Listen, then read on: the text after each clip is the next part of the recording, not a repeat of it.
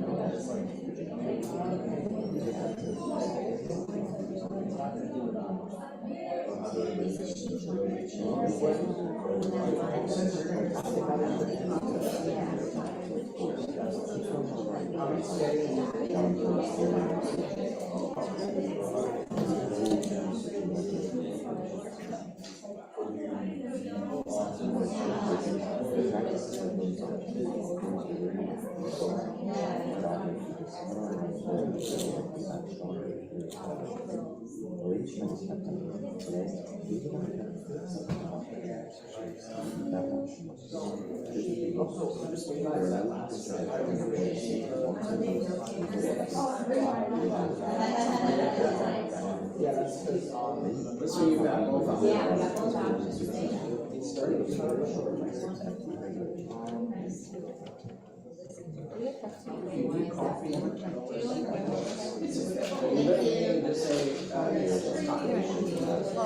Yeah, we're still with one other guest.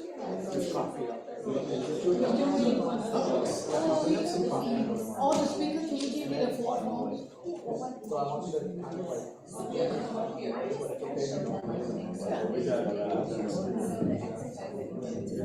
Hello, hello. Hi. Can you make it a little bit louder?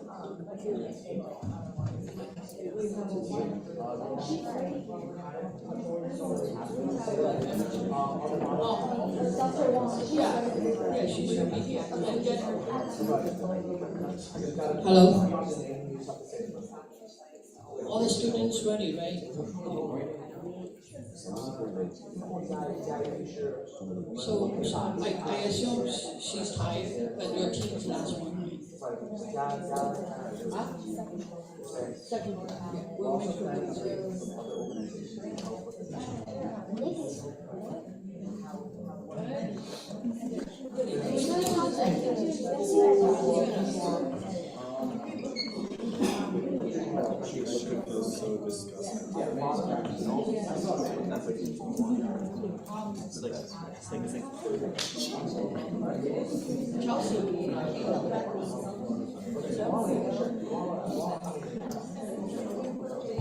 disgusting.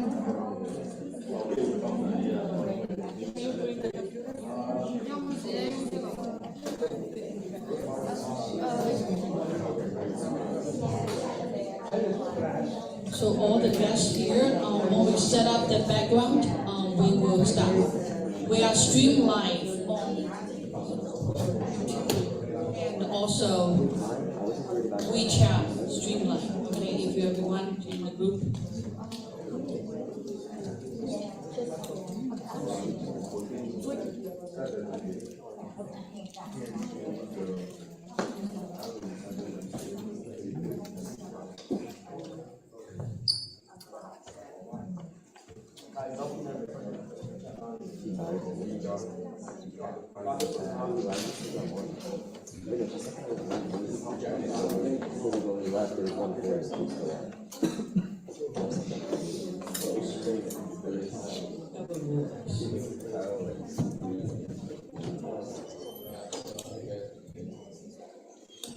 Can everyone speak?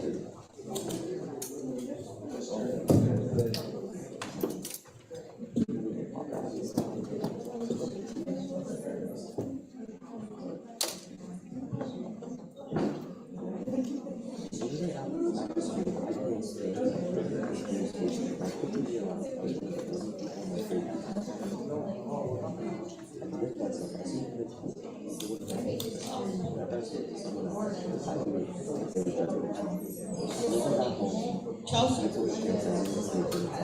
Chelsea, the voice cancellation. You gotta teach me. Voice cancellation, they can't hear the voice. 你要不在你的那个手上，他们俩是一个账号，是一个账号。那你这两个账号是一个账号，那你就用你那个东西，你要查。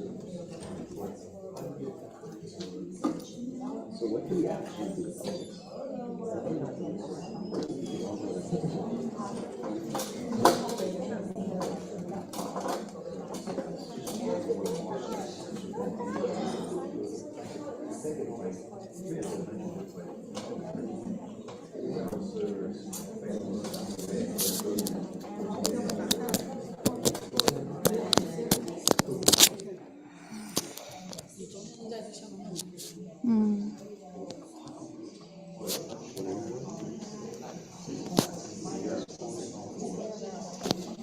这个是 good 的。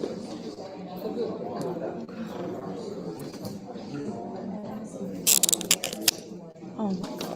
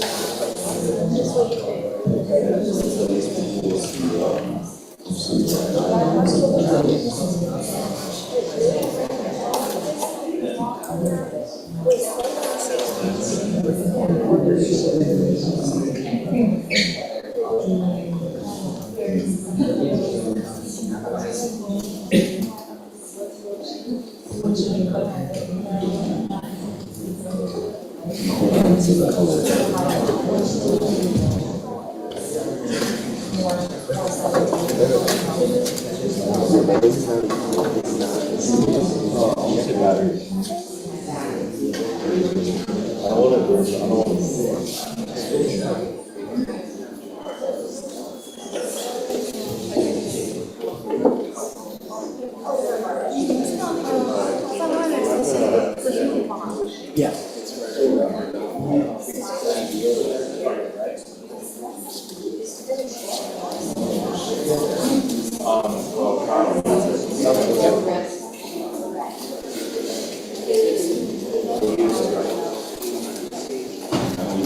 I've got the printer.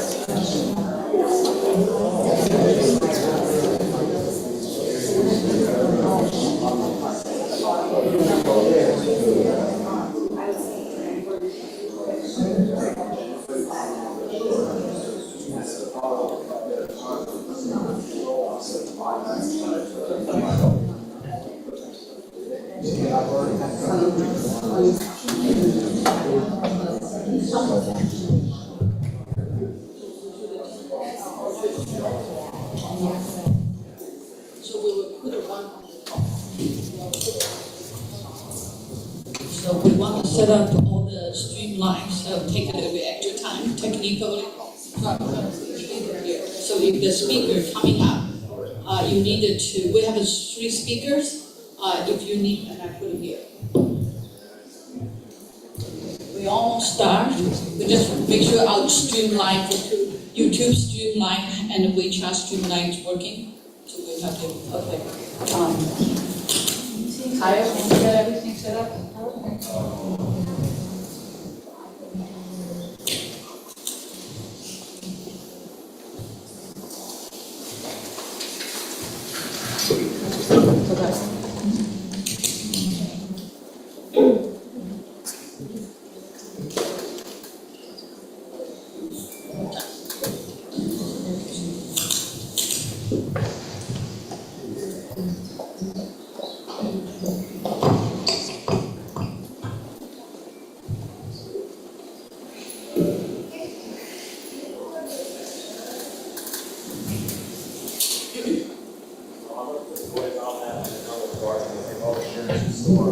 Store stuff and shirts, tools,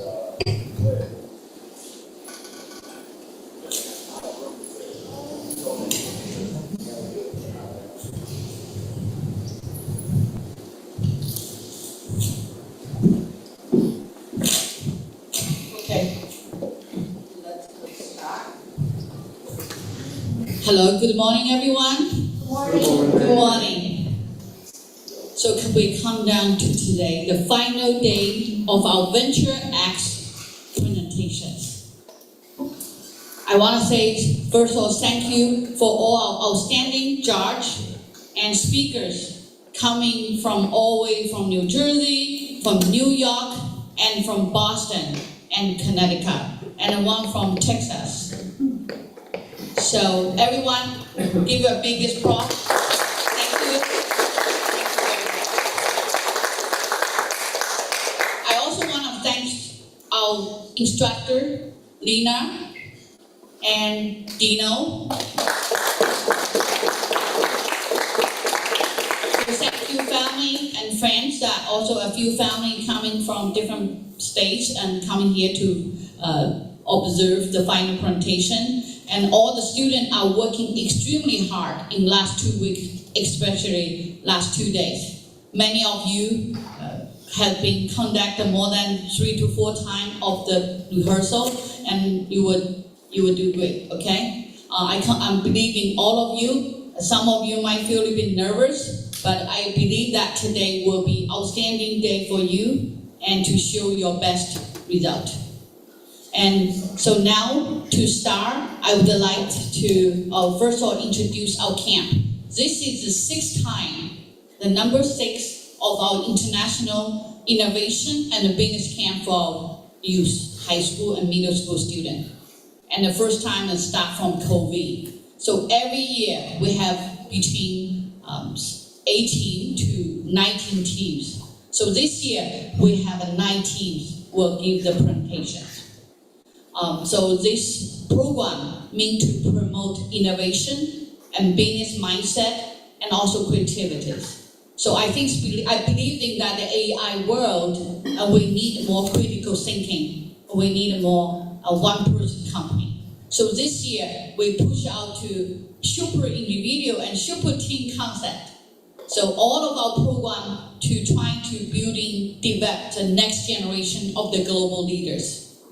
So now I want to invite one of my many years of partners, Satish, and he was the former United Nations head of the environmental management, and he also is a lawyer, and he has been working for United Nations more than 40 years, and now he's CEO and a founder of Global Alliance for a Sustainable Planet, and he every year working with me, bring our students to United Nations Climate Conference for last 6 years. So we've been successful to leading the student to travel around to the global to see the sustainable and climate change.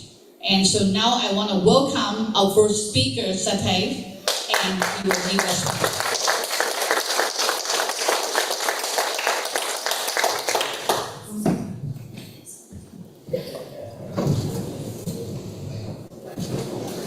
Thank you, Anjali, and very good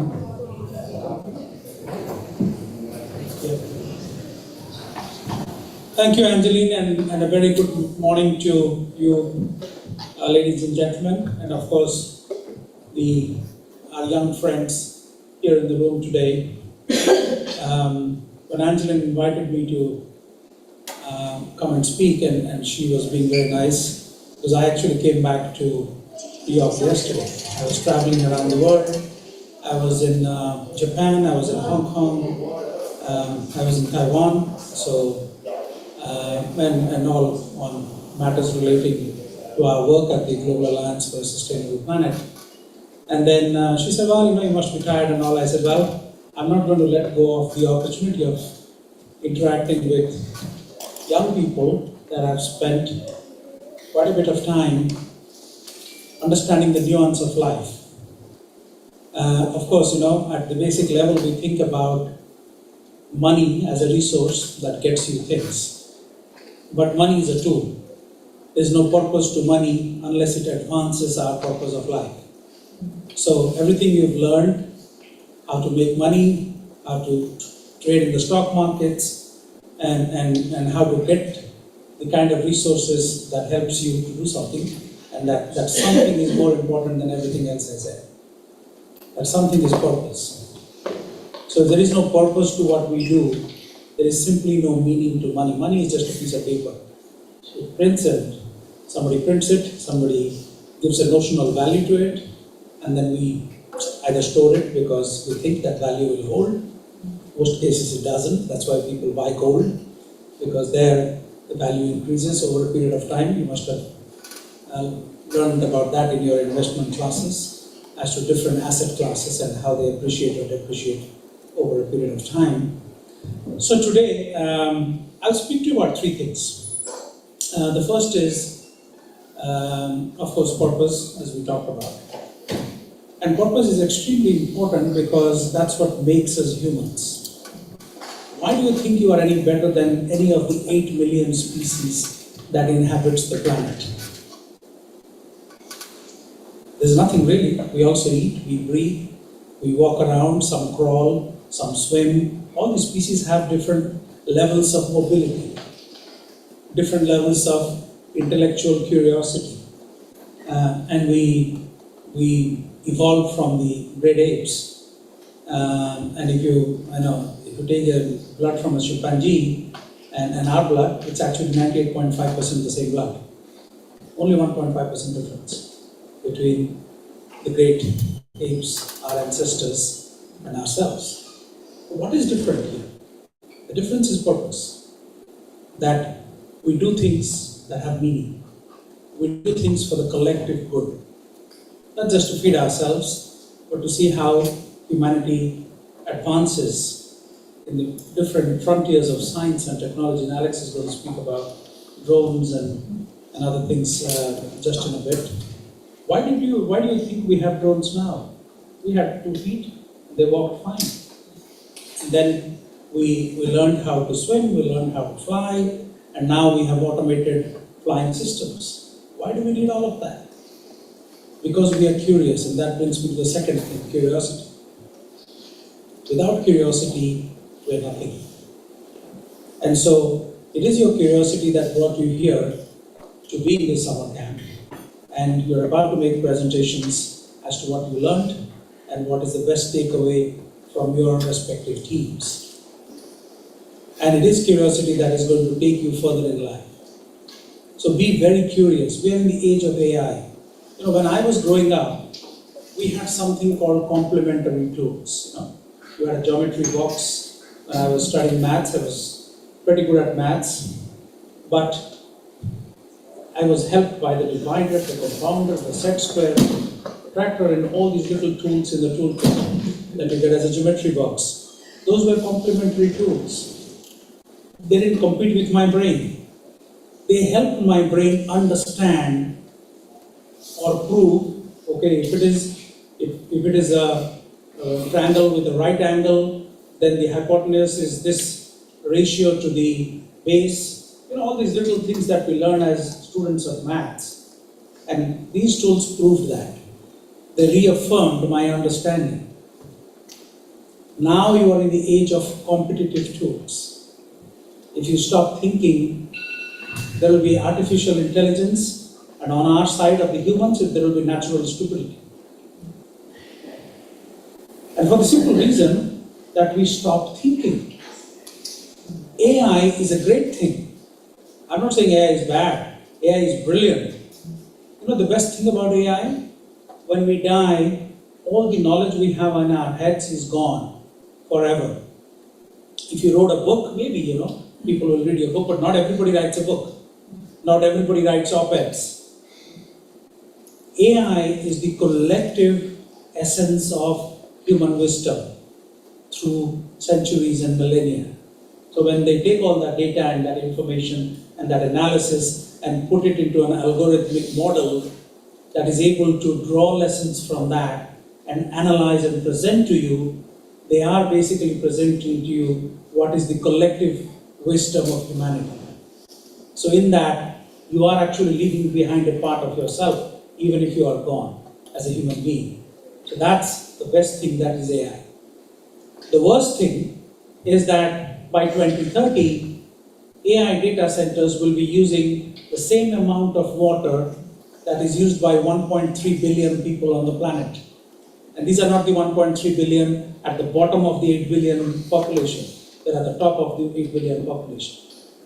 So it is competing with us on natural resources, on electricity, on energy transition, and everything. And that brings me to the third thing that I wanted to share with you today, is resilience. In the age of AI, you will become redundant this quickly.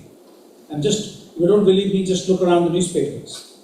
Somebody firing 10,000 people, somebody firing 30,000 people, and that is just the beginning. But what will keep you ahead is if you keep your curiosity intact, if you are always looking for purpose in everything you do, then you will use artificial intelligence with intent. Artificial intelligence is like a precision tool, but you don't use a precision tool to sharpen a pencil. Use it to sharpen your mind. That's when you're using the tool with intent, with purpose, with curiosity, and that is what will provide meaning to the lives that you're about to live, which I sincerely hope is very productive and purpose-driven. Thank you all.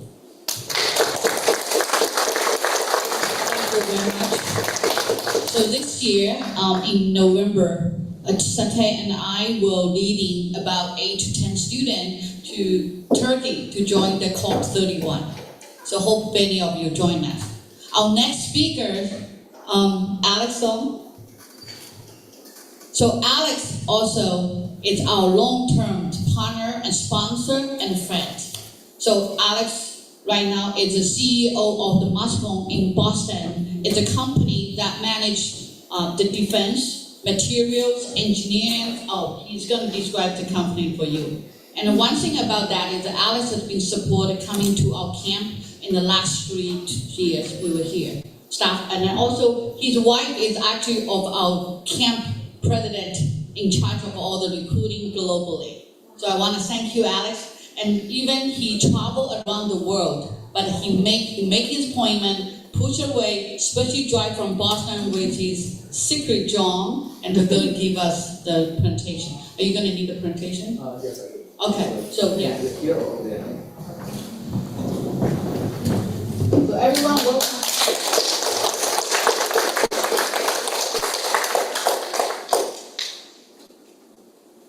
So, Kyle, can you switch?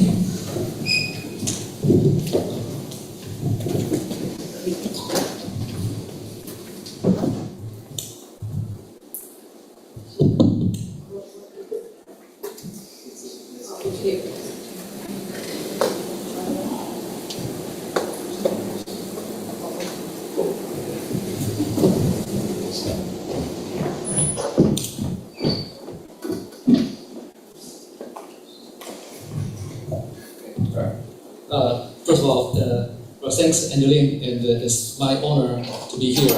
And every time I come here, I feel like reconnecting with my root because Angeline and I graduated from the same college, and working with young students, it's always something I find it's challenging and very rewarding.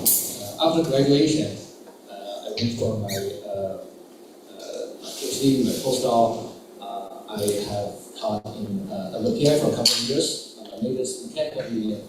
So in ME department, I taught several years, and then I joined a company which is Mascom. Well, first of all, I remember Anthony told me it's like 5 to 10 minutes. Probably I will use 10. And beyond that, if anyone has interest to talk, we can do it offline. Right? And but education is always have a special place in my heart. So this is where I would say it's a very enjoyable experience for me. And I've been here as an Indonesian for quite several years, and I was very impressed by the progress that's been made since the first time I was here talking to the student back then. And before the presentation, the last thing I want to say is my wife, Ms. Chin, is not here, but she knows I'm going to be here, and he actually knows some of you guys will be here. So she wanted me to say hi to all those friends and also some of the counselors. So that's the greeting from her. I need to finish that job first before talking about anything related to my topic. The assignment that they gave me is to talk about the new project, the drone we've been doing. Previously, when I was here, I covered the other business. For example, we support the aerospace, defense and firearm, robotics, and medical. If any of you guys were here before, you remember I brought parts for those industries. And today, what I bring with me is the autonomous drone. Some of you guys might have seen it because when I stopped by last time, a couple of weeks ago, I did take this sample, and you'll see it's a small thing, but it can achieve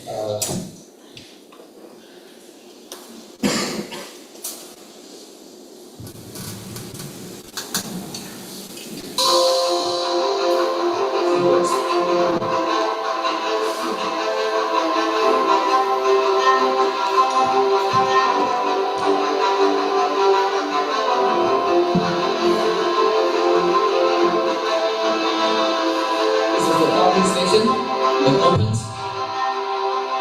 It's called drone in a box design. The docking station opens the drone, the backup batteries, the payload, all stored in it. It will be automatically replacing either the battery or payload or both, and then start taking off to do the things you want it to do.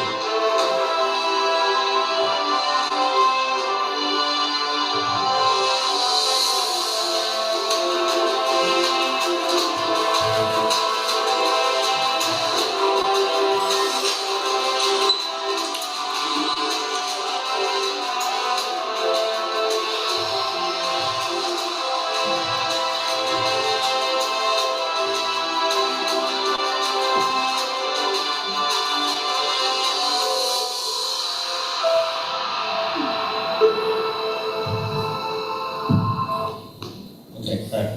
So that's the short video to show what this product can do. In the essence, that this is designed to enable drone to fly 24/7.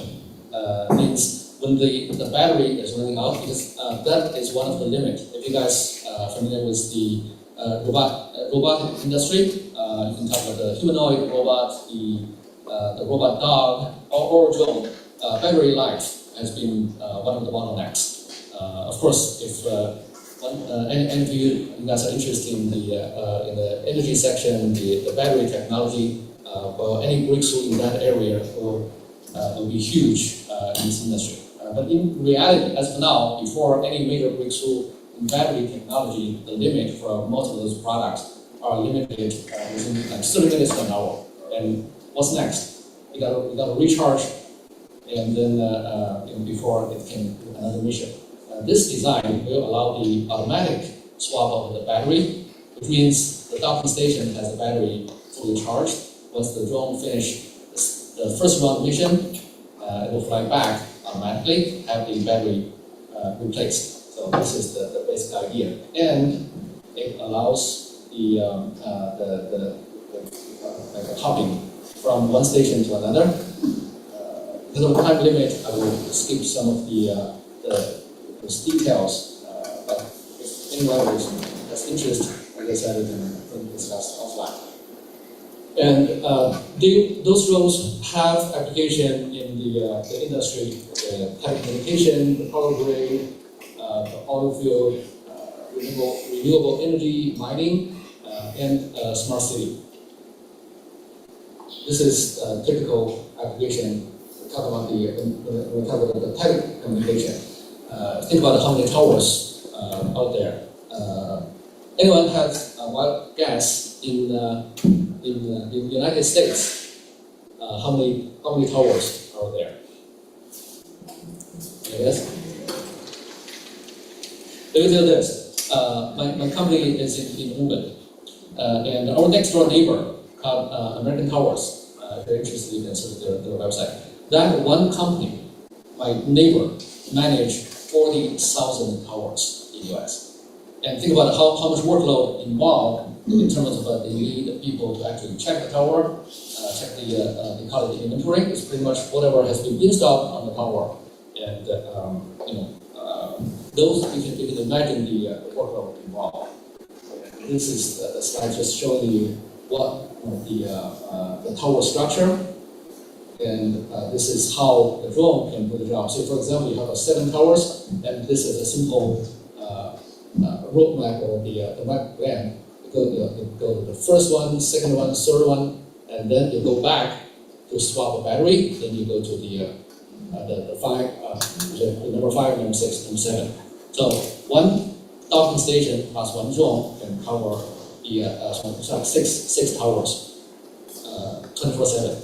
And if you don't need that much of frequency, you may have, say, another group of tower, say, 20 miles away, and then you can have the drone fly from this docking station to the other docking station to inspect the other group.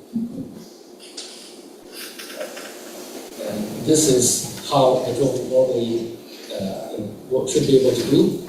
I will have a short video for this later, so I wouldn't cover this detail the time limit.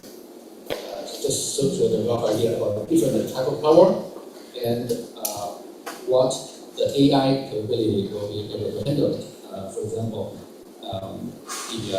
we're talking about say whether there's loosened bolt, whether there's rust, okay, those problems. Think about it. If you need a maintenance worker to actually climb up and check all those, it takes time. And there's potential risk of danger versus a drone just fly there, and it has a camera, which is payload. It will be, depending on what function you need.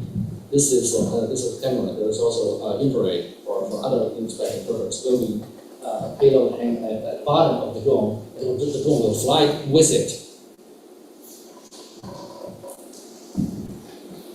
But about this time, you have the drone at the right location and take pictures, then what? That is where AI is going to be a critical role of it.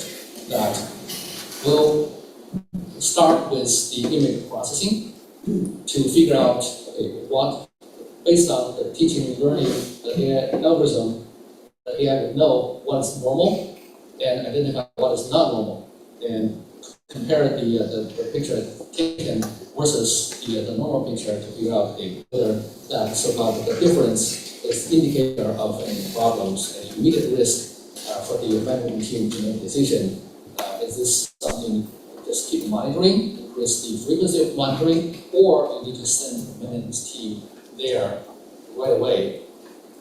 This would be the new model of the industrial inspection versus you constantly have a maintenance team go out there to check without knowing whether there is a problem or not. And because of that, you can think about the efficiency. And the last sheet is showing different tower. This is showing you what could be installed on top of the tower. And think about for those different equipment. If you have a maintenance team, the training,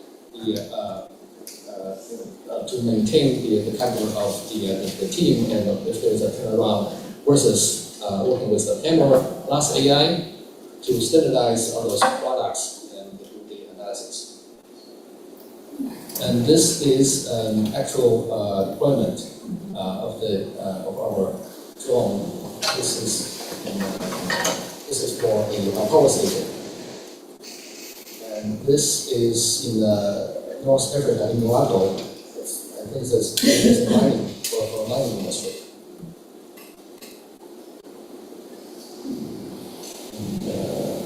So I have several examples, but I think I will also skip so quickly to show you a video.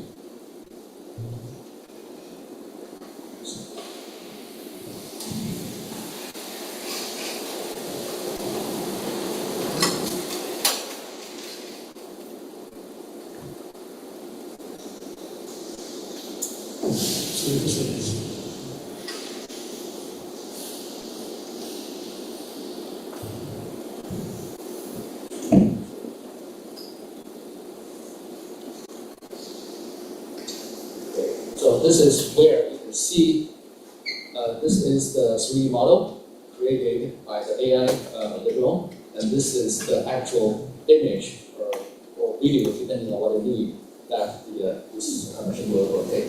So I want you to understand, as of now, the hardware and software are bundled together as a package, that it cannot run AI without hardware, and without AI, the hardware will be way less efficient. So this is the video I'm going to show. This is actual drone in action. It will fly to the top of the tower, take those image, video, and in real time it can identify what the item is and whether there's any problem. You can see it can identify this is an insulator. And keep going up.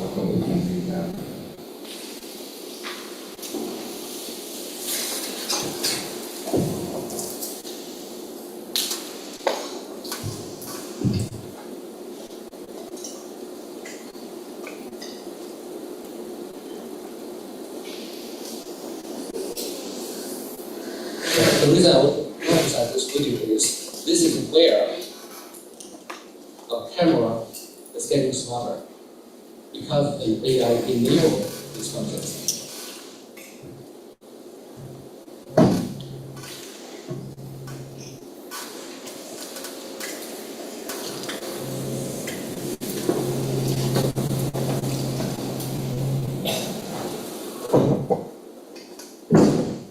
And you can think about it, this video is about 1 minute, 47 seconds. And you think about if we do have the actual human being to finish this job, how much time it will take.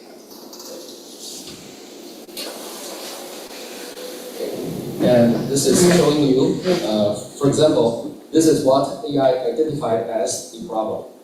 The look of this one is not normal because there's a damage kind of patched. And this is where using the infrared, they were able to detect that this area was overheated.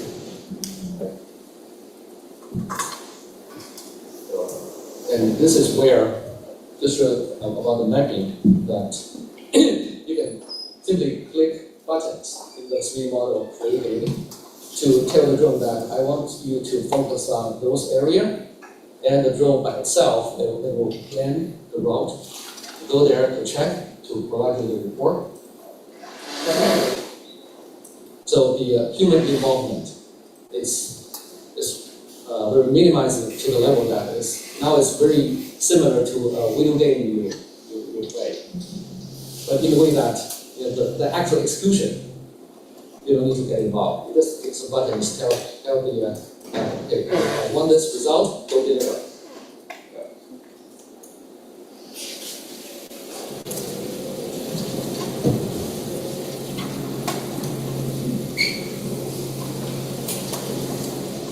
And also, this shows, in order to realize, to make that happen, the 3D modeling from the beginning, because you need to, the AI needs a learning process. It needs to know, okay, where am I going? So the initial setup, you need to have the drone to learn the area. For example, this is the no-fly zone, because this is area with very dense wires, and also the high the signal over there, the magnetic signal is so strong and will interfere drone's operation. So that was pre-identified as no-fly zone. So the drone needs to go there to learn, to get to know the area. And once the initial setup is done, it will execute to achieve your goal as long as you let them know what your purpose is.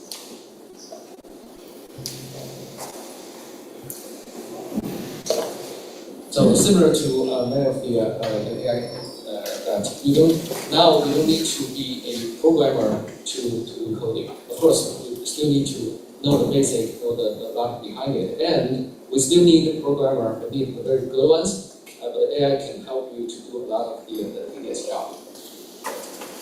And this is again the example showing the function that again this is showing the temperature that is made, and also AI. You may not know this clearly, but the drone can fly and zoom into this area to actually read it, because this is the level indicator to show the level of liquid inside.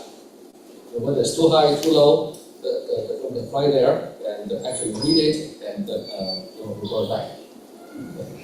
So this is just some slides I go through very quickly to show you, as of now, an industrial application for that purpose, what drone can do, AI can do, and this is an example of an inspection report.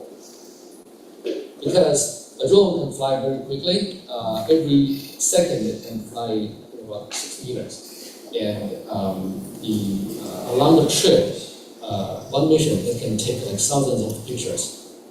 As a decision maker, as a site manager, you do not want to be overwhelmed by all those information. You only want to know the results, right? So even if you have a maintenance team you send out, you don't need them to tell you what I did during the day. As long as they tell you, hey, I checked, say 3 hours, no problem. Or one of those 3 had a problem, there is something that rust, but not too bad. We can keep monitoring. We'll probably submit it to replace the next quarter. So this is the report that after taking thousands of pictures and using AI to analyze, it will generate a simple report to tell you when, at what time, what I did, and my conclusion is, hey, there's one problem that you need to be aware of. So my presentation is pretty much to show you the capability of this one under the level that, as I mentioned earlier, the purpose, the curiosity, and resilience. Under that umbrella, there are so many things we can do. This is just one of them. So that's conclude my talk. If any of you guys are interested either in hardware, software, AI, mechanical engineering, or any internship opportunity in my company, you're welcome to either contact me or contact Adrian or his team. Right, that's it. Thank you very much. Well, if anyone of in the future would like to have an intern in engineer and also innovation products like this, please contact us and we'll lead you to Dr. Song. Okay, our next speaker, our outstanding next speakers, and Dr. Jing. Kyle, can you please show the background? Yeah. So we are honored to invite Dr. Jing, and he came from Texas. And Dr. Jing right now, he is the founder, he's the founder of the Austin Element in 2021. He has over 10 years cross-industry experience in technology development, engineering management, and business. And he also, his company right now is top 3 recycle the battery and provide the battery for Tesla and all other electricity cars. I would like you to introduce your company and also yourself. I think that today, Dr. Jing is, I'm sitting about 2 hours talking with him, and his life journey about critical thinking is inspiring. It's very inspiring. He's similar to with me, right? To have a multiple background, but he changed his major and career couple times. And why he's still successful. So this is bring up and his topic. How can you be successful with critical thinking, with creativity, and also with the courage? Thank you. Thank you. Thank you so much.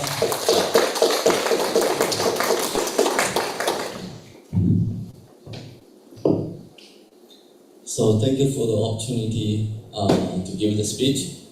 I don't know how old you guys in the high school are. They like a junior or sophomore? Middle school and high school. Oh, middle school and high school. Yeah, really interesting.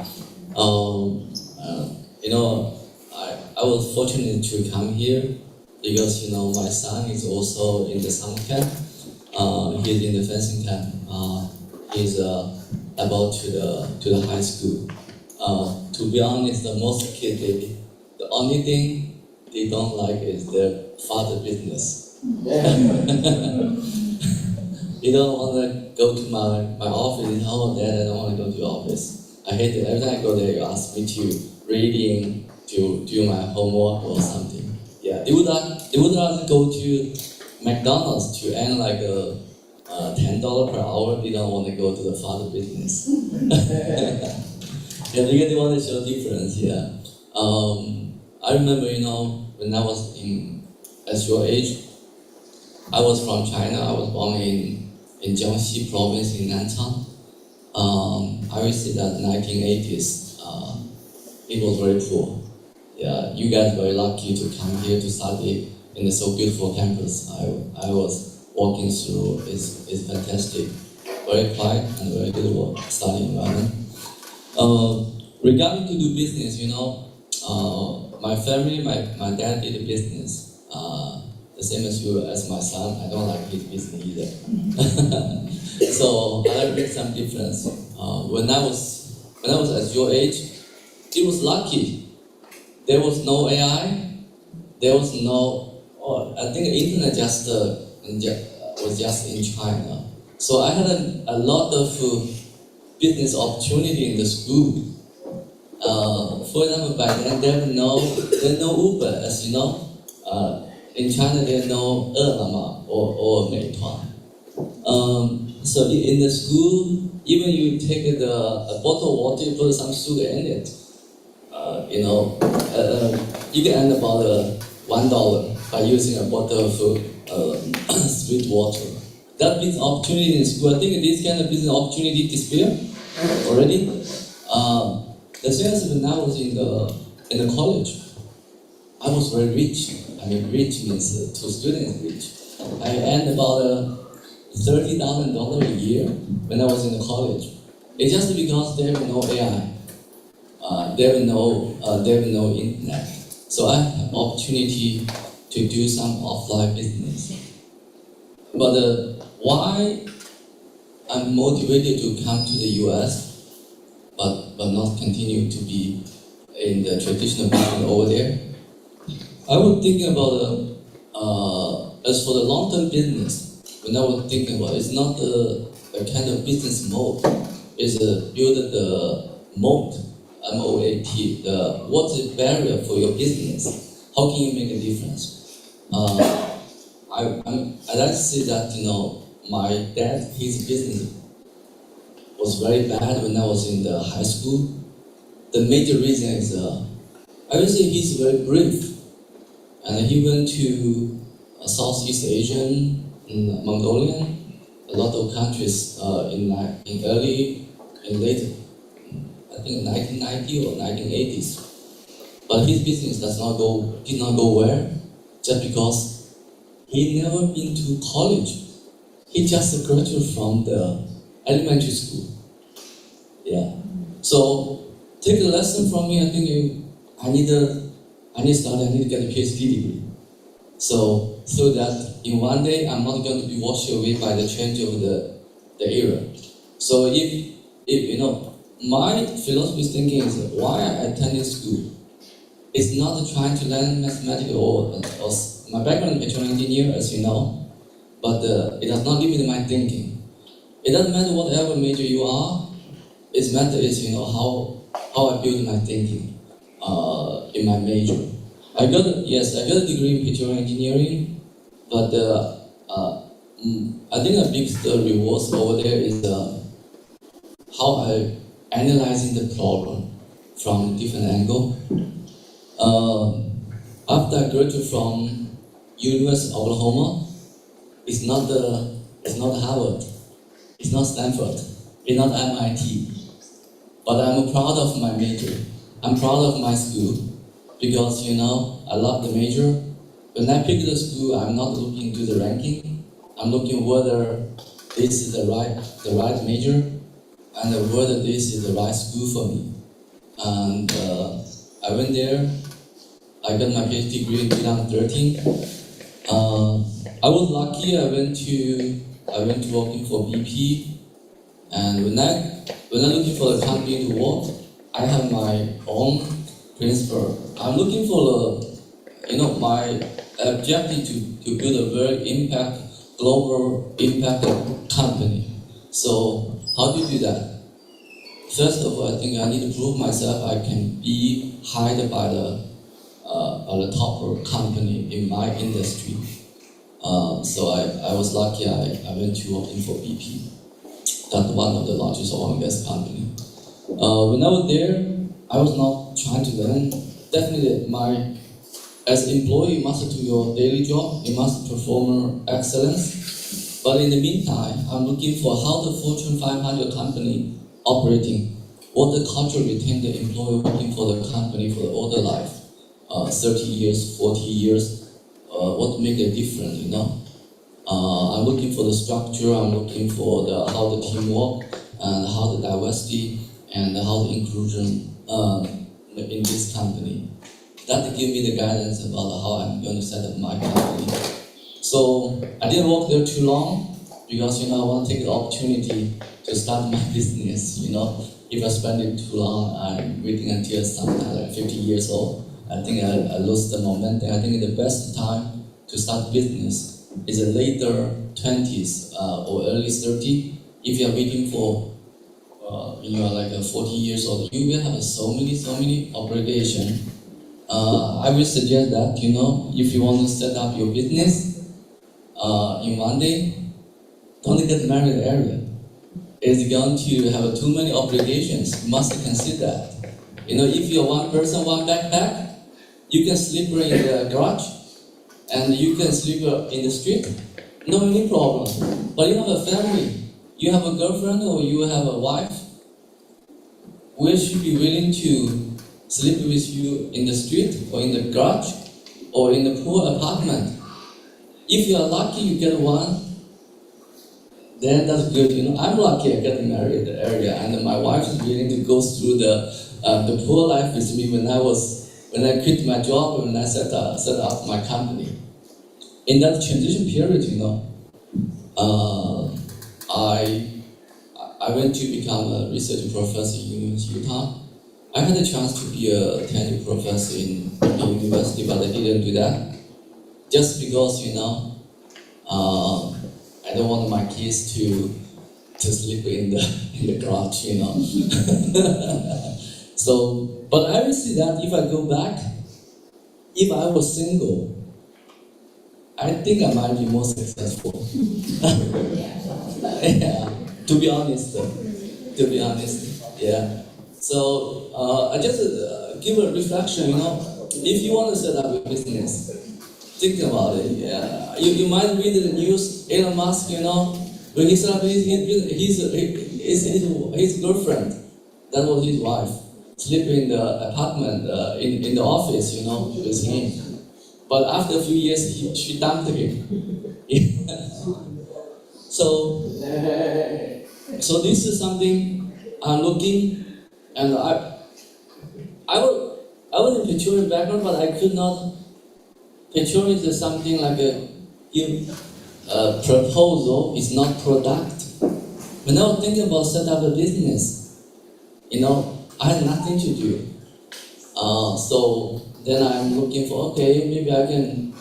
My first company by growing the bacteria in the ground about 9,000 feet, very high temperature. in oil and gas industry. But by then, when I talked to my CTO, he said, Jacob, I could not understand what you are talking. My only background in biology is high school. And then that company was I acquired in 2016 together with my partner. Then what I do, he gave me a textbook for high school, for the college biology. This thick, I remember about 800 pages or something. So I spent about 2 months to read through. When I read that, I have dictionary on the side. I must, on one page there will be about 20 words I don't understand what they did. I understand each letter, but I don't know when it comes together, I don't know what that means. So that's fundamental. This is why I said, I spent a very tough year, almost 1 year. Then I get into understand basic of biology. And then I'm able to apply that biology in visual engineering. Using about 4 years, we sold the business. That made my first bit of goal to a popular company. So then, 2020 during COVID-19, I had nothing to do. I was thinking about what should I do in the future. Because I was in the oil and gas industry, I thought I could be a Rockefeller in the future. I never think I'm going to buy an electric vehicle at all, not at all. But then in COVID-19, I saw the oil price went to the zero, and I'm trying to thinking why. I realized, the end of a stone age is not because of use up of all the rock, just because of new tools. I think the end of the petroleum industry is not because of use up the oil. You don't worry about the oil will continue to be there. It's because of some new material or some new source of fuel. I saw that the battery is replacing the EV, is replacing the traditional automotive industry. So then I got into this new business. Actually, I knew nothing. My only chemistry is a kind of like a college chemistry knowledge. So when we are trying to look for the business opportunity, where is business opportunity? Actually, it's in your textbook. When you go to the periodical table, each element is a bigger business. There will be 100 business behind that. So we are trying to looking for opportunity, but forgot something near us. So if you get into a new industry, go to the fundamentals like physics, chemistry, then work hard on it. You are going to identify the opportunity. When I look into this opportunity for electrical vehicle battery recycling, I look into the whole process. First of all, prove that yes, there's a great opportunity in the future. And then I'm asking myself, what I'm the right person to develop technology for that? I said yes. Why? Because I'm a good chef. If you know how to cook, then you know how to do the chemistry. Yeah, you don't need to go to a very fancy chemical lab, but you just need a kitchen. It's really, my first experiment was done in my company kitchen, and we did a lot. So, this kind of cross-industry experience tell me that, don't try to limit your mind by your major. Don't limit your thinking by where you are from. It doesn't matter. It doesn't matter at all. And yesterday, I was in DC. In one day, I'd like to take the opportunity to talk about, I think that this kind of White House administration, they are super efficient. I was surprised. I made an appointment with them on Monday. They replied my email on Thursday at night about 1 a.m. Those guys are still working. So I got an appointment with the Department of Commerce. I got an appointment with the Department of Defense. Now they call the name Department of War. I got an appointment with the Department of Energy. In one day, I had 3 meetings with all of them, talk about critical mineral. I will see that, if anybody in the conference room interested in creating a mineral, you can think about that. I think right now, Mr. Song talked about the drone. How far it can go is because of is limited by the battery. After the battery, how long it can last, how soon it can be charged because of the elements. That's what we are working on. We're trying to work on some fundamental on the foundation, and that was, I think it is a great opportunity here. The last but the most important thing is, as an entrepreneur, if you want to do business, you must be used to sleep no more than 5 hours a day. If you cannot do that, you cannot run your business. You must be able to sleep. Yeah, that's number one. That means you must take everything easy, and you must do exercise to make sure you have a strong body. I drive from here to DC and to New York for meetings, and yesterday I was there for the whole day meeting, and then I drove back. Last night at 1 a.m. I must show up here. That's your commitment. Yeah, that's very important. Yeah, as long as you promise him, you must do that. You must show up, and you must stay energetical. Must not show sleep. Thank you so much.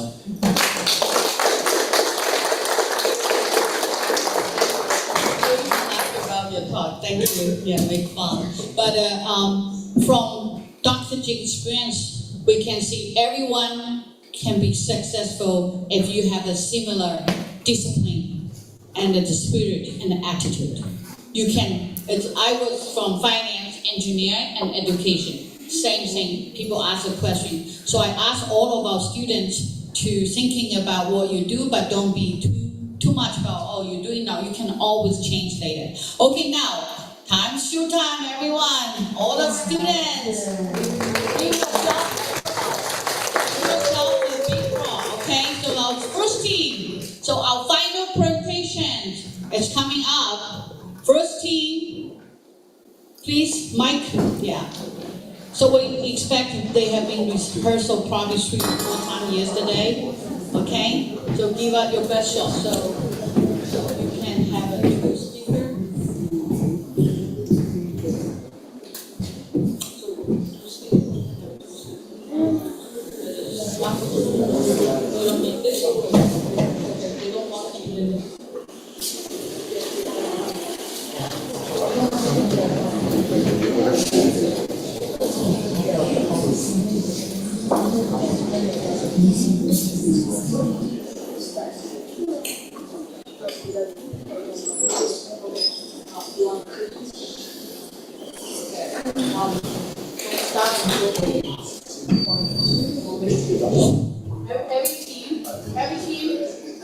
Every team, when you before the speaking, standing together, take photos like before.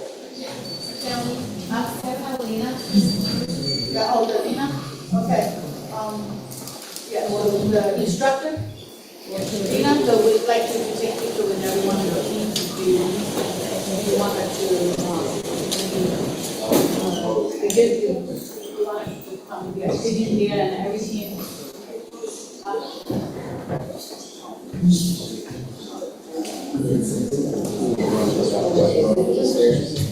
Hello.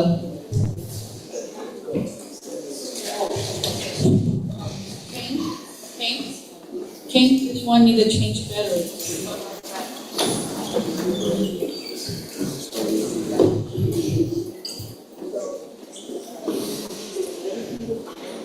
Hello. Okay, so every team, please come in the middle with your picture. And here. Every team take a picture with your instructor. Okay? And the picture for your map. Okay? 3, 1, 2, yes. Yeah, if you can help us take some of the pictures in the morning event, that would be great. 帮我们早上来报名照，我们早上也有几个。我们是上面比赛，下午是在2队里面帮我们照的。啊？ Okay, so everybody's can.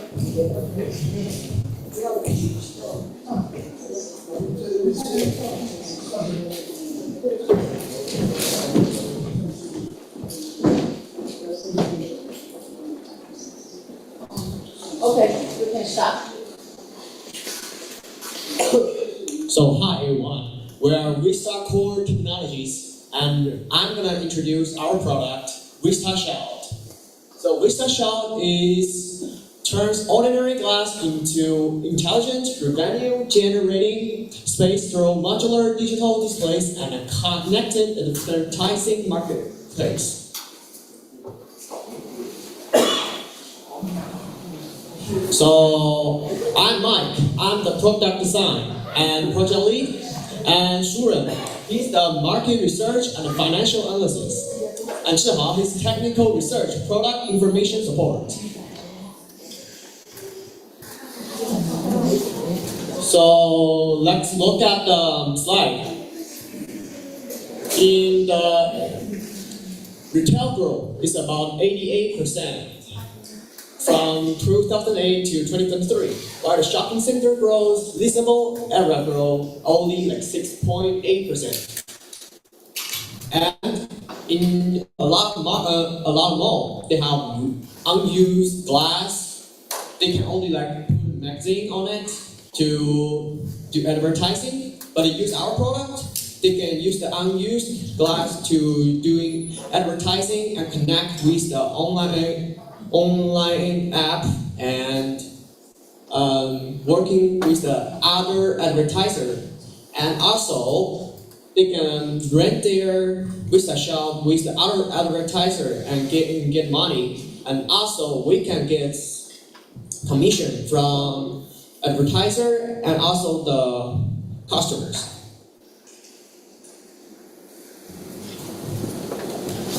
And this is our hardware.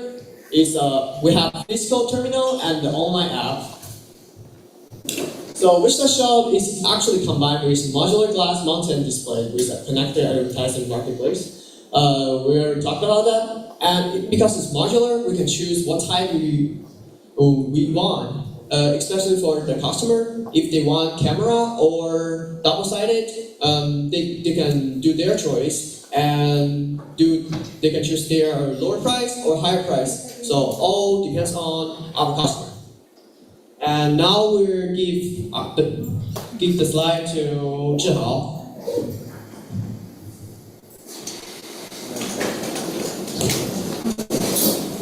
With this shoe mountains modular plans directly onto existing commercial glass. A local controller manages the system, while back-to-back 55-inch 4K screens can show the same or different content.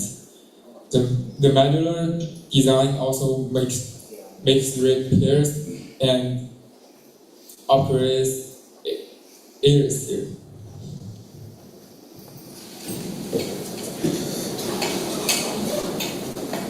And the digital window model uses a camera to show a live view of the other side. The image is processed locally in real time and is never recorded and stored, uploaded, or used for facial recognition.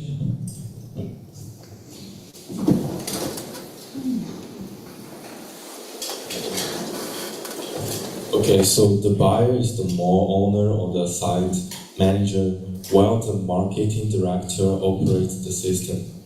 VestaShop helps them turn underused glass into recurring advertising revenue. Our revenue model has three parts: product sales, advertising, rentals, and Vesta at B&B commissions. Product pricing is $600 to $1,000 per square foot, while at rentals are typically $1,000 to $3,000. per display for 4 weeks. Vensta at BNB earns a 20% standard commission, reduced to 15% for major partners, including subscription and services. We target $25,000 to $40,000 in recurring annual revenue per more.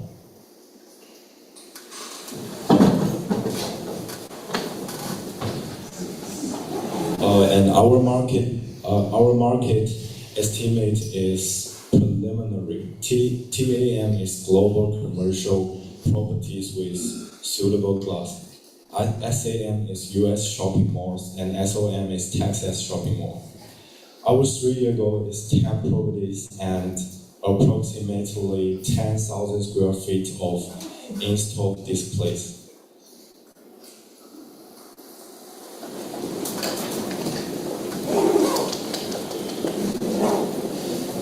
Most alternatives solve only one part of the problem. Vensta Shelf combines digital advertising, privacy, digital window mode, zero additional footprint, and a connected marketplace in one system.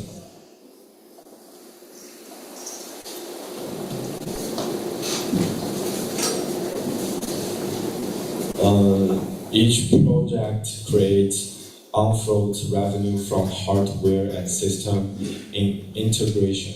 It then creates recurring revenue through subscription, maintenance, warranties, and advertising commissions. This makes every installation a long-term revenue source.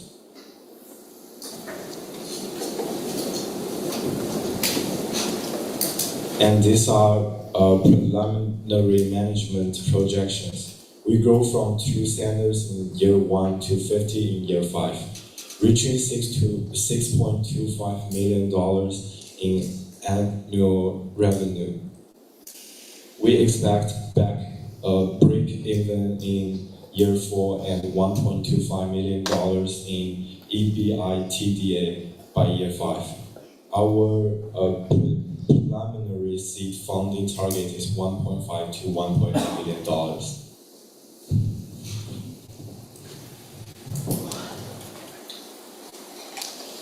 So we will begin with a 300 square foot pilot in Frisco, Texas. And first we will reduce the customer's risk by offering the pilot hardware at a near cost price with a 20% to 25% margin. Second, we will provide the Vista Core Pro medium plan free during the 6-month pilot. Third, we reduce the first year advertising commission to 15% and share initial tenant advertising revenue with the mall. Our success targets are at least 50% ad slot occupancy, 98% system uptime, and management satisfaction of 4 out of 5 of higher.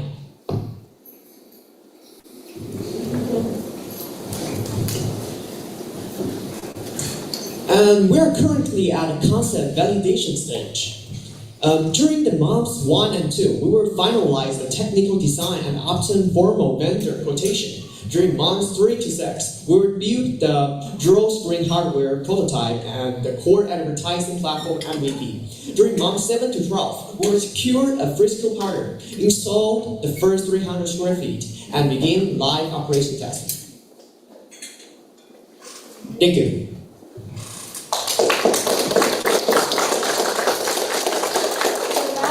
We are ready for the questions. Yeah, so we have each team have 2 questions. So the judge, we give, by the way, the criteria. Okay.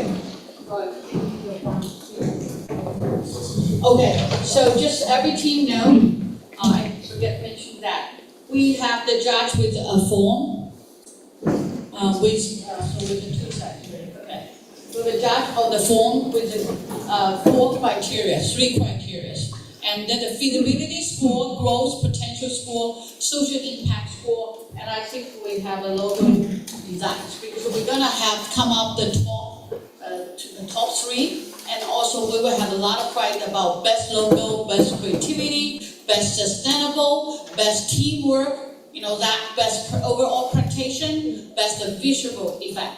So every judge, we have 7 outstanding judges here, that each one have so you add up together with more than 100. So what we do is we average them together, 7, and they don't know anyone of your team. Okay, so I want to say that, so this is a very strict, we use the same standard, the Global Business Challenge, okay?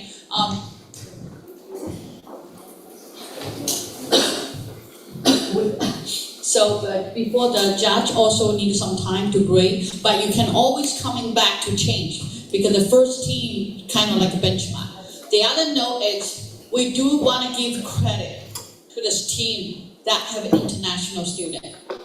We encourage them to come into speech. So our grade will giving less score on how the English pronunciation, rather than how they present and what the work and how the team. Okay, so I encourage all the international students, be brave, don't be shy, and first team, especially first team, 3 of them all come from international. So when you introduce yourself, make sure you're talking about your position and you're from China or you're from US, so the judge can adjust the expectation. Okay, so the 2 questions.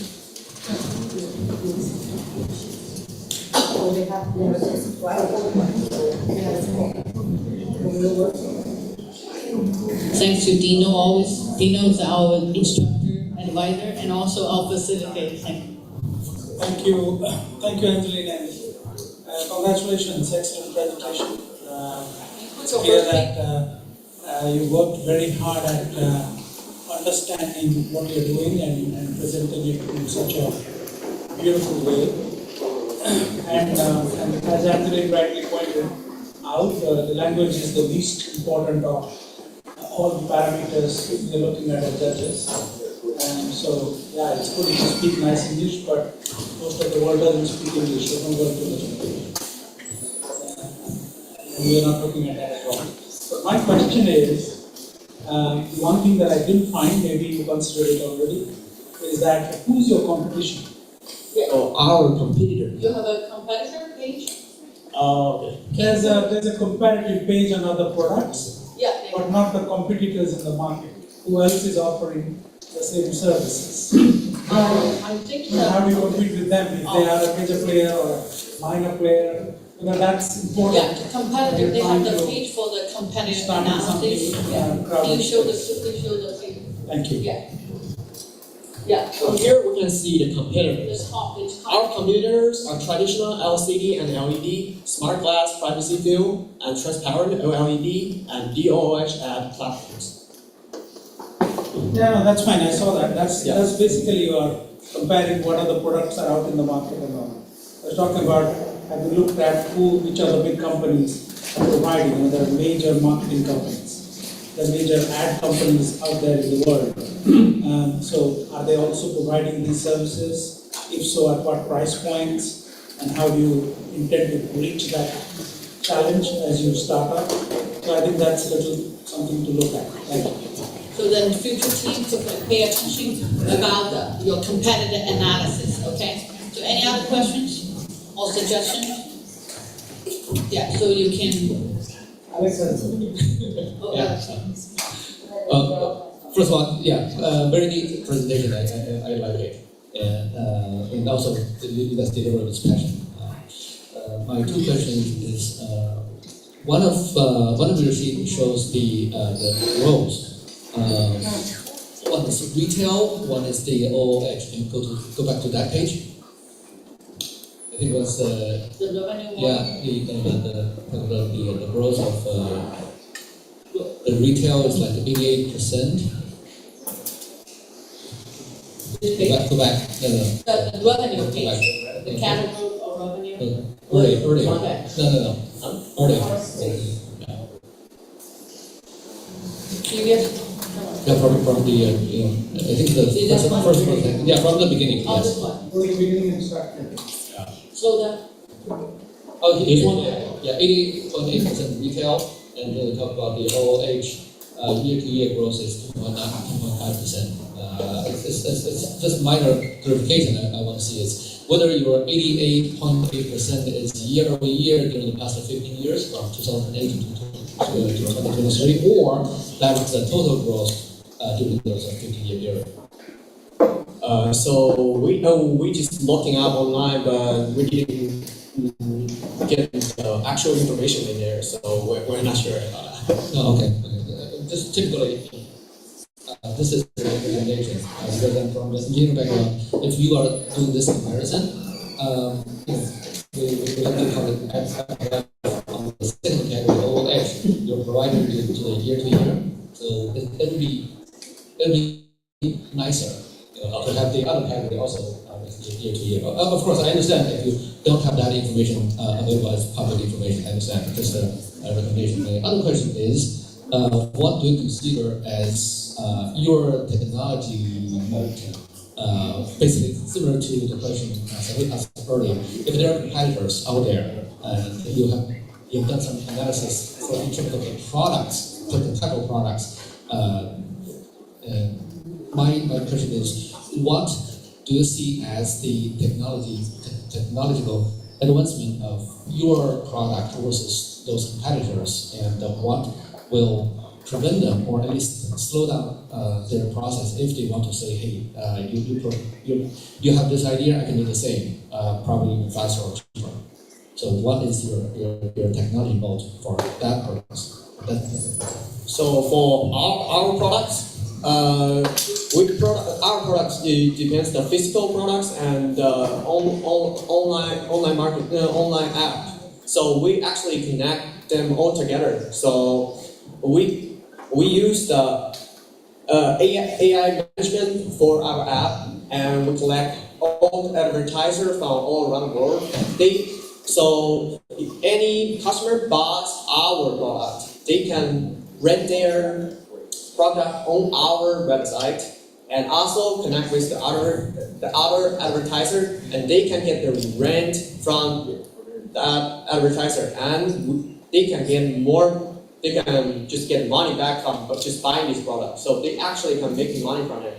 I think the technology, ask about technology. Yeah, and from technology, you have a camera, you have the right. You're talking about photo. So the other product, they only can do one thing. Some of them only privacy, or for only LED advertising, but their lack of privacy part, and some of them even. I think you use the camera, right? You want to highlight your unique. That's why every team make sure you understand, focus why people buy your stuff. So I rehearse it. So also we have the simulated transparent for our research shell, and this the other product we have, and we're modular product. So customer actually can choose what they want. Can you go back to the product? Right, so I can help explain a little bit for you, right? So they actually in the market they have a single LED or transparent.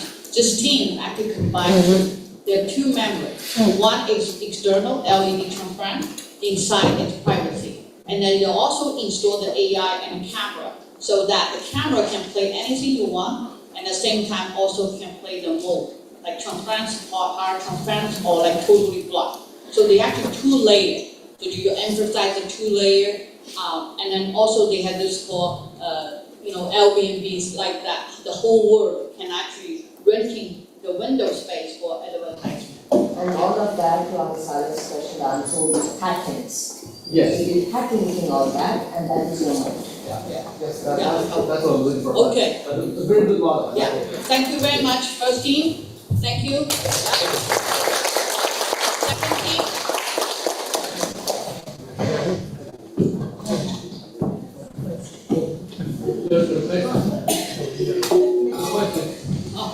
Only two questions for each team. We run out of time. And then each person only asks one question if it comes back here. Otherwise, we run out of time. No, yeah, because otherwise, I could read too long. Thank you.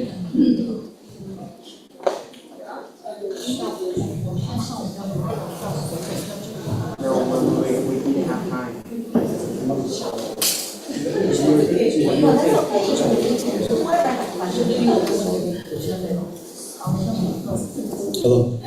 Okay, so the Do we team have another has a microphone? team have picture. Lina. Yeah. So every team, everybody will with work.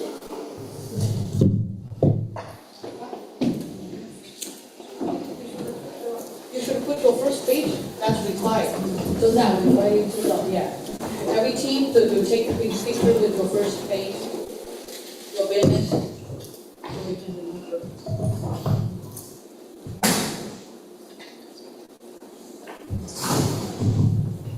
Yeah, right?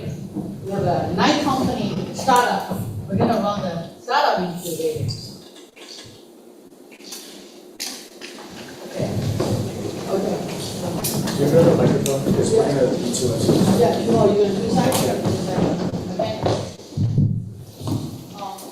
So I also have a video for each section on the back and the photograph. Okay, make sure that you inside the picture though. Okay, don't fraud. Yeah, that's good. You can start. Good morning, judges. I'm Alan Wang. I'm Ethan Chen. I'm Sergio. I'm Roland Yue. And we're here on behalf of Ecodata to present to you guys the AI data centers of the future. When you think of AI data centers, what do you think about? I can almost bet that you guys are thinking about the high computing costs, the high carbon emissions, the high freshwater usage, and the high amounts of power that it takes to run just one singular server. You might also be thinking about the legislative costs and delays that occurs with the data center bills going up everywhere in the continental United States. The problem is that these normal land-based data centers take up millions upon millions of drinkable gallons of fresh water every single day. They take 2 to 5 years to build and fully turn on, and they spend over 30 to 60% of all their power simply on cooling their servers, not on generating power.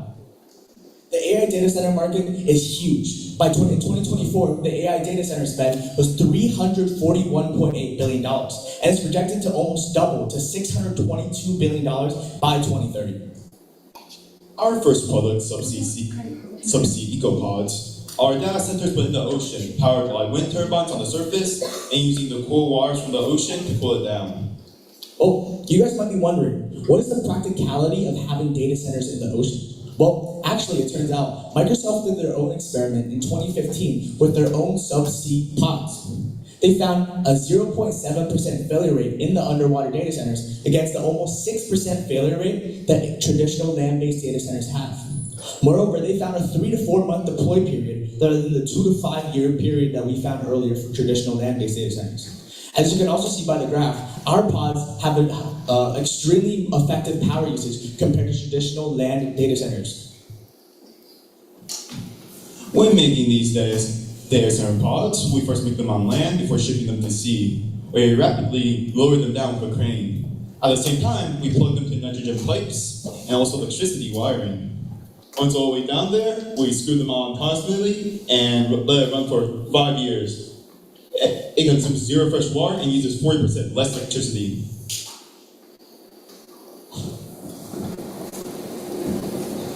These are the pods I've personally designed. They're about 12 feet in diameter and 32 feet in length, and can house up to 100 servers.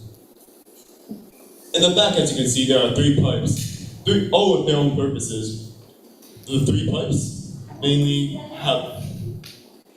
for housing. The first pipe is for extracting any warm water from the byproducts of our servers. The second pipe is to pump nitrogen in to keep our servers from eroding away.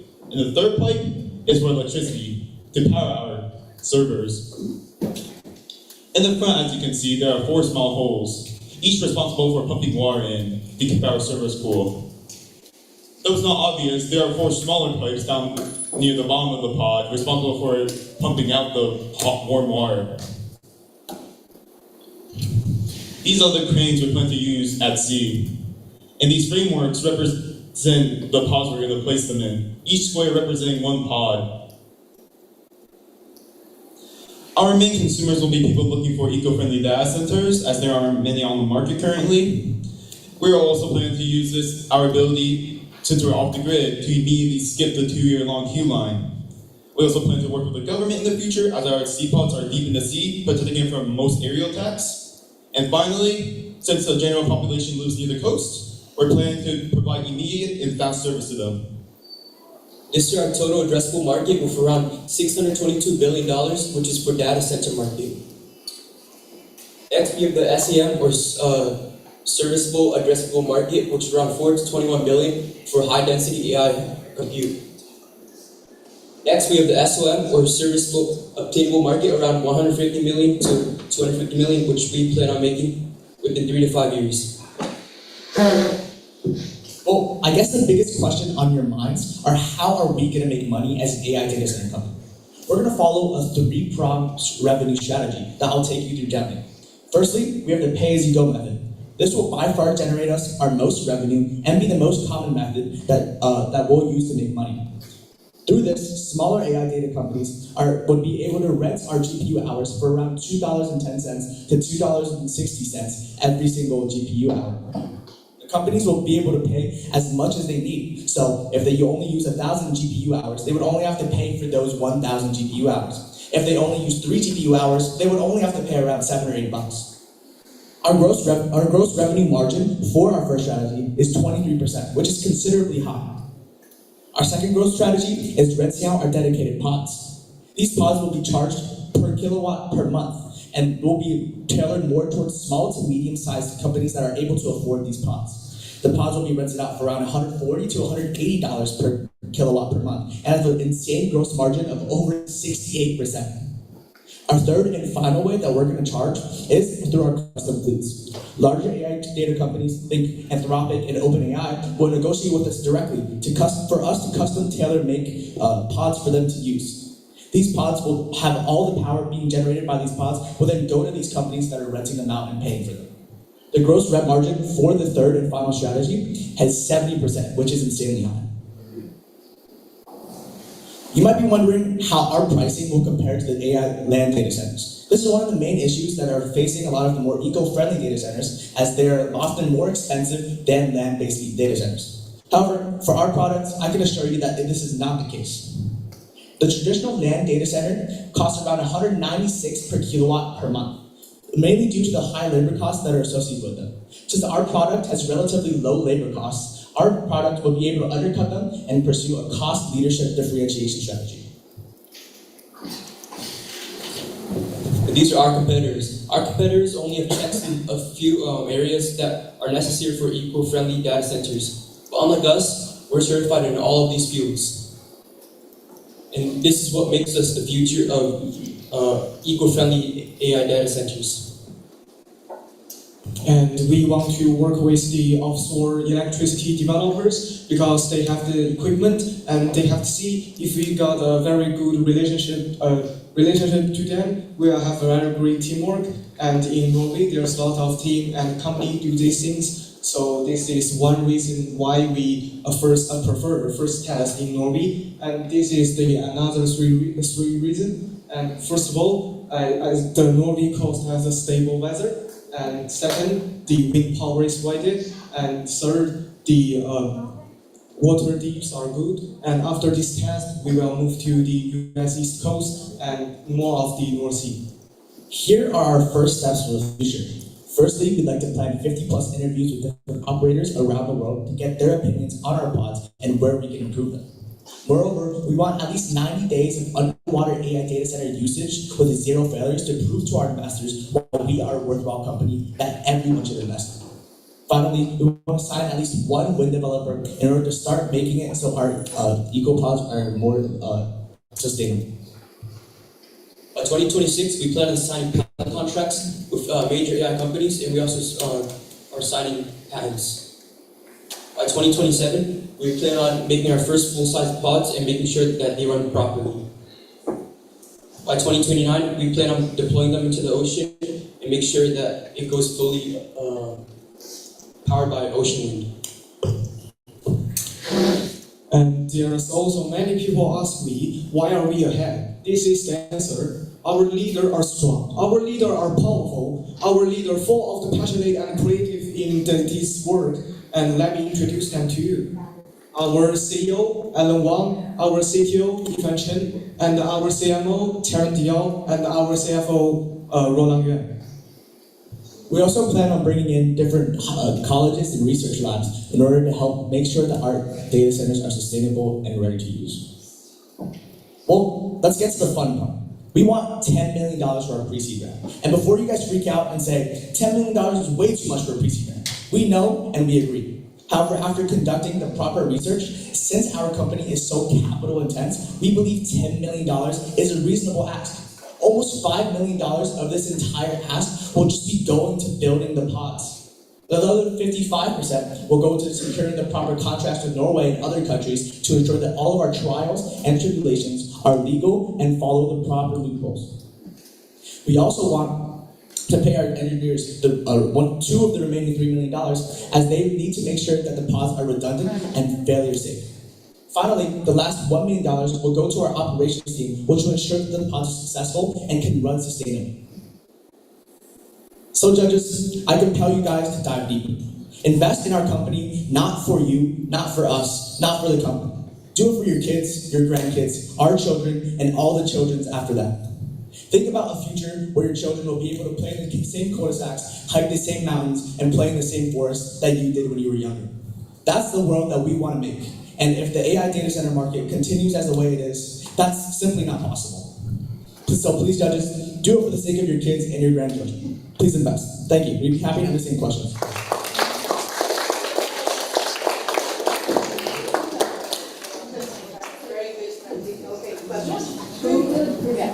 The first one, I thank you so much.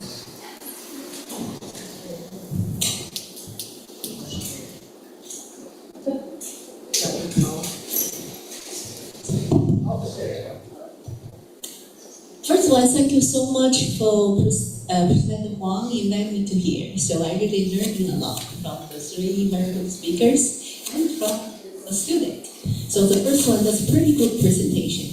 I have a question. The first question, your three students, it's a very good team, right? You say you're different the job, right? How you can be working together? Anytime you have some hard time, how you can be understand each other, how you can be working together to get some result. That's the first question. Yeah. Conflict is part of working as a team. I don't know a single pair or quad or trio of co-founders that have never had a conflict together. I think conflict is actually what brings the team closer and allows them to be able to go through those trials and tribulations and actually come out the other side stronger and more capable of bringing the company to something it actually wants to be. Our team is no different. Through our entire process of, coming up with the idea, making the company, making the slides, we had a lot of conflict. We probably had more conflict than any of these other teams here, right? But what we did through those conflicts is actually what makes us a better team, or a stronger team, right?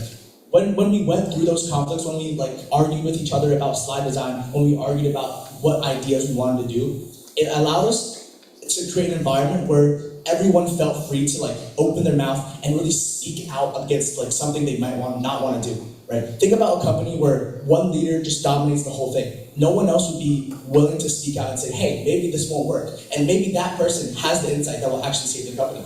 So because of those conflicts, because of those arguments that we've had, we've been able to make such an environment that everyone is able to give their input and everyone is able to help the company. I actually thinking back to give some example.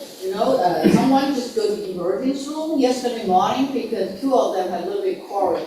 But in the evening, I have to go to emergency room because he fly the airplane by accident, hurt his ear. But 2 hours later, they apologize to each other and working 5 hours in the night presentation. Two of them argue in a roommate, but then they work in a team. So that is what the environment dynamic of teams is at. They have a strong leadership. Alan has involved multiple years, finished national competition and top 3. So anyway, so we only allow one person to ask one question because only 2. And second question, yeah. So you guys asking for $10 million, right? Yes, that's correct. How much percentage of share you guys gonna give out? Okay, so this is it's a very complicated and nuanced topic. We've done a ton of research about this. The main way that we're gonna raise this would probably either be through angel investors or venture capital, and the rates on that differ significantly. One of the reasons that we wanted to pursue this idea in the first place was because underwater data centers was something that Y Combinator actually put out in the request for startups list just this year. And I know that they give I believe $1 million for pre-seed for around 7% of the company, which is a pretty good valuation. But since we're raising so much money, we kind of have to you know what I mean? We have to try to find more methods that are less, that we have to offer less equity for. So it's really,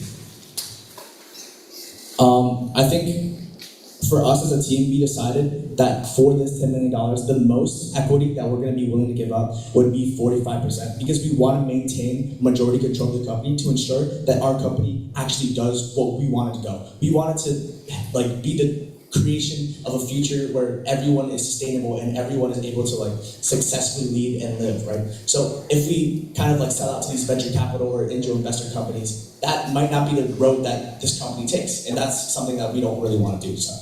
There's a tool you can use in the PC round called Save Note. You don't have to come there. Okay, so one thing is about the stockholder, this part, we don't really teach this part, but that's a good question. So in the future, we might add in how can you manage your company with the ventures percentage. I think Lena have that section, but we also put on the last. But in the future, that's important how to be partner successful. Okay, so thank you very much for it's the highest rank, all the judge. You need it to feel that, otherwise you will forget. So I see some you should start with your first team and second team, and otherwise when you're coming back, you won't have time. So while the team are in presentation, make sure you are fair, you're giving out the score between 1 and 10, okay? I just want to make sure you ready? Okay, you ready? Okay. Our third team, save the time, we're gonna Counselor, can you go to the office getting that speaker with the line? I need one line. The speaker with the portable one. Okay, we'll take it. So you have to get back. Okay. So we got Lena.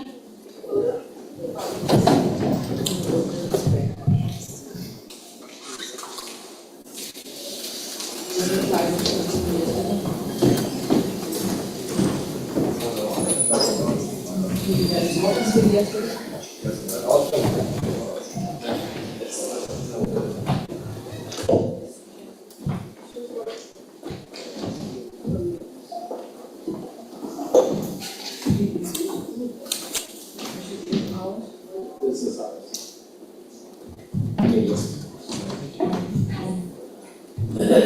It worked last night. With Alex. Did you try last one? Yeah, you should, that's why the response, the reversal.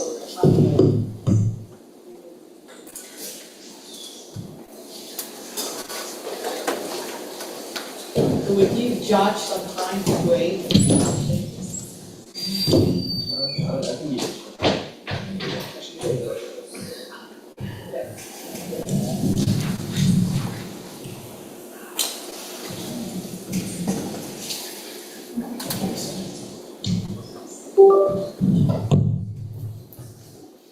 Can you text the quick, make sure the quick's working?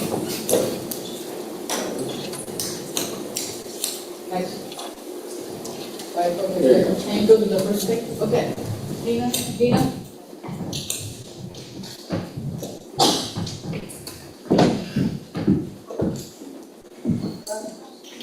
The needle, okay. Coming out of here. Okay, good. I'll do this with okay.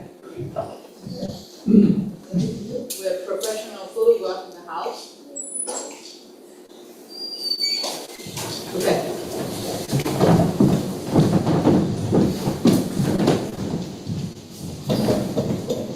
Okay, you can stop. Okay, hello everyone. This is our company Clarity Health, and this is our product, the OmniKit.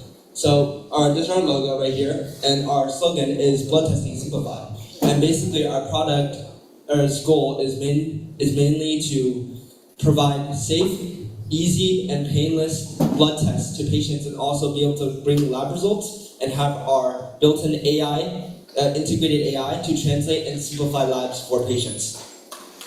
So first of all, a little bit about us. This is our team. I'm Alex Su. I was the CEO of this operation, and I am a rising senior based in and interested in medicine. And I'm Frank Chen, and I'm also a rising senior, and I'm the Chief Creative Officer of this team. I'm Hannah Pan, and I'm a rising freshman. I'm the CISO. So there are certain problems in traditional blood testing. 80% of the delay or skip routine blood work, and legacy test results are confusing and hard to understand. Annual 100-marker clinic draws are rare and fail to measure high-frequency lifestyle changes. Our solution is with painless at-home collection and accurate lab processing and actionable AI guidance. And here are the results of the patients. This is how our product works. Clarity Health will deliver the blood testing kit box to the customer, apply the single-use Tesla device to the upper arm for a quick, painless 5-minute collection. Then you can pack the sample to us, Clarity Health, and we'll send it to the CIA certified partner lab. The report will be sent to our website or app, and the user can use our integrated AI to add suggestions. And so our target customer base can be divided into two main groups. So the one is proactive health optimizer, and another one is multilingual learner. So there's about 45 million Americans seeking accessible diagnostic insight without language barriers. So about our market, so we have a massive expanded market. So for our TAM, our total acceptable market, so it's about 12.5 billion. So it's all the direct-to-consumer globally. And for our SAM, our serviceable available markets, so it's all US at-home bio market and preventive health subscriber. And for our SOM, our serviceable optimal markets, so it's included executive wellness biohackers, multilingual health seekers in the US. So we also did the analysis of the competition, and we figured out compared to other companies, so we have the following advantage. So like the painless collection, and our product and service is 100% at home, and it only takes less than 5 minutes. And we also have multilingual AI, modular chip pricing, and we have a plenty of ecosystem biomarkers, and so it's more than 130. So next up, this is a continuation of our competitive analysis. This is more of our competitive analysis within a specific market of the specific biomarkers that we're providing. If you don't know, a biomarker is pretty much anything that you get within a lab report, like cholesterol or something like that. And basically, overall, in a nutshell, what this says is that we provide a lot more biomarkers than any other competitor. And also, the second chart states that we provide around 27 additional distinct biomarkers than any other company. So next up is our business model. We have a promise that we want to deliver fast and reliable blood tests, and also that give desired results of labs, and also have simplified translations. So first of all, we split our business model into two different tiers. We have a simple and an advanced tier. So both of them come with a Tassel Plus standard kit box, a blood testing kit box. And both of them, and the difference mainly between these two is that for the simple, you test for more baseline and more easy to do biomarkers, and the advanced one tests for more hard to get, more costly, more hard to get biomarkers like kidney, all those stuff. And basically, with this model, we want to make sure that everything delivered to our customer is fast, reliable, and also gives desired results. So this is our financial projection for the next 3 years. So firstly, in year one, we're gonna go into this in a bit, but we're gonna be starting at a negative revenue because we have to get approval for regulation before we can even start the company. But we're hoping to at least get to 5,000 and then to 25,000 kits sold, and also to get growing revenue every year. So I want to give a bit of an ask to you guys. So firstly, I want to ask for 500K. It's a decent amount considering in the medical field, but for us, we need around $500,000 or more because of regulation itself. Regulation is going to take at least 20% of the money, no matter in what situation, and most likely the other 80% is going to go between our manufacturing, our app, and also our AI development. So this is going to be our roadmap for currently and in the next 2 years itself. So in year one, the most important factor right now that we have to do is to get approval for regulation. When we submit if we don't submit our application for regulation, then we can't even start the company or even sell anything. So first year, most likely, is just going to be a bunch of research, and our second most important thing is going to be our customer discovery and also maybe some beta testing as well.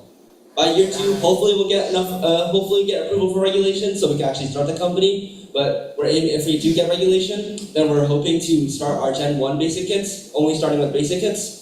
And then we're going to move to selling kits around, we're hoping to sell around 5,000 that year.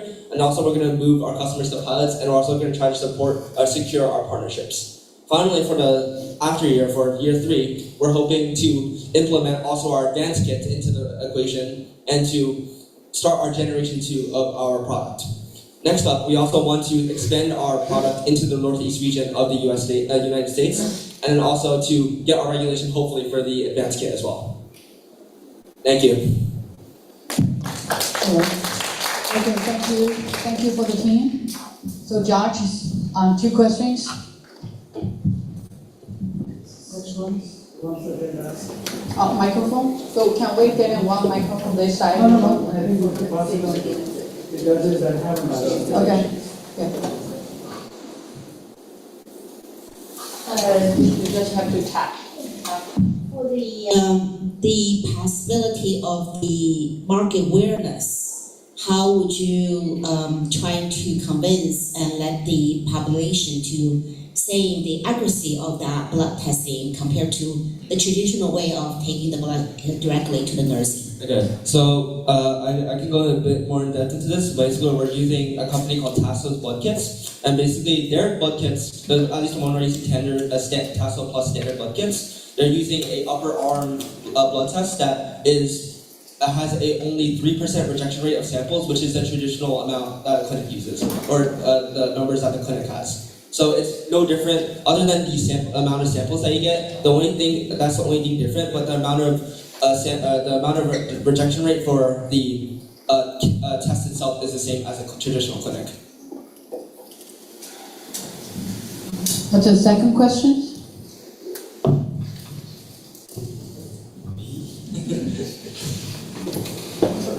First of all, thank you for the presentation.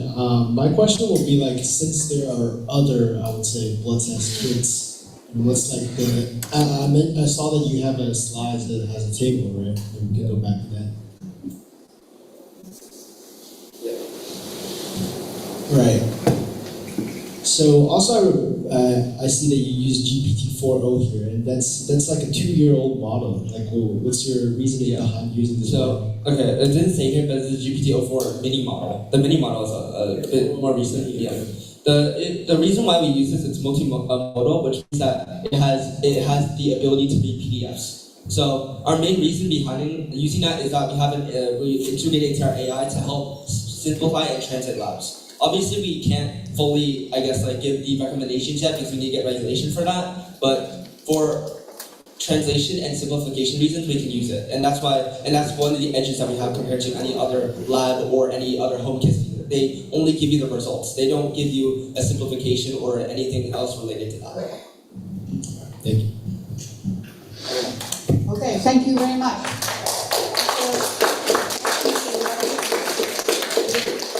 Next team.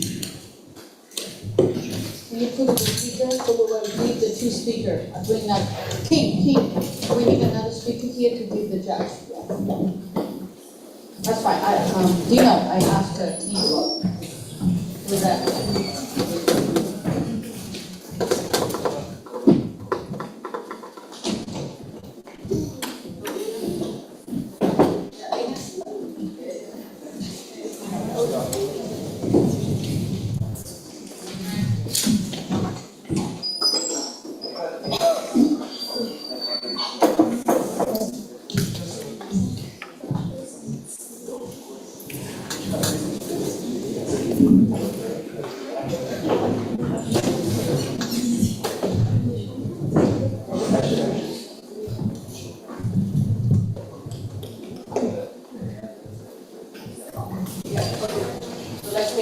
Click on the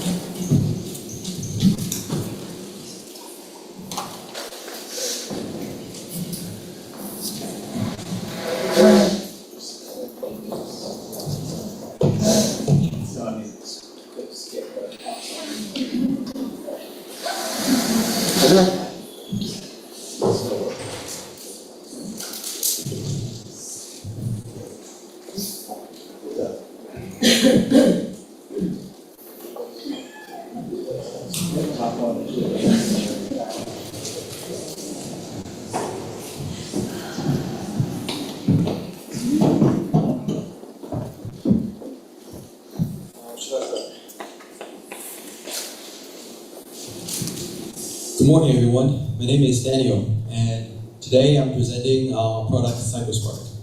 So CycleSpark is an online platform that helps inconsistent cyclists ride more often through giving the real-world awards, teamwork challenges, and also personalized challenges. That's our logo. So I'm Daniel. I'm founder of the product. I'm Cynthia. I'm responsible for mobile and data systems. I'm Lindsay, and I'm for bike shops and brands.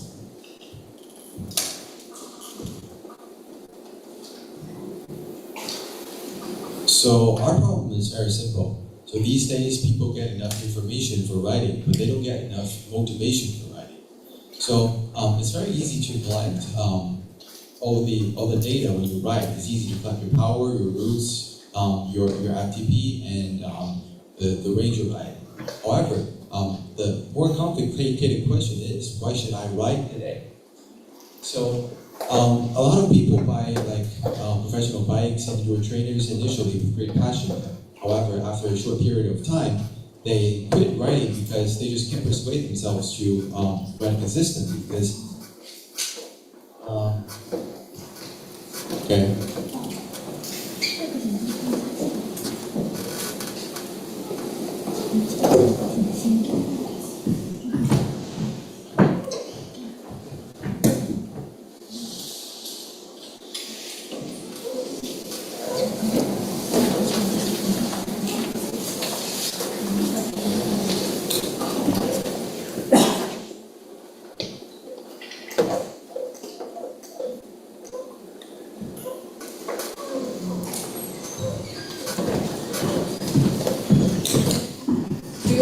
Do you wanna restart?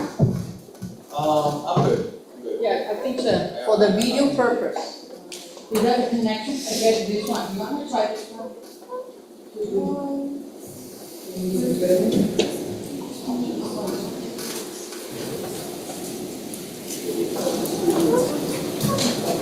Yesterday we were gonna try this.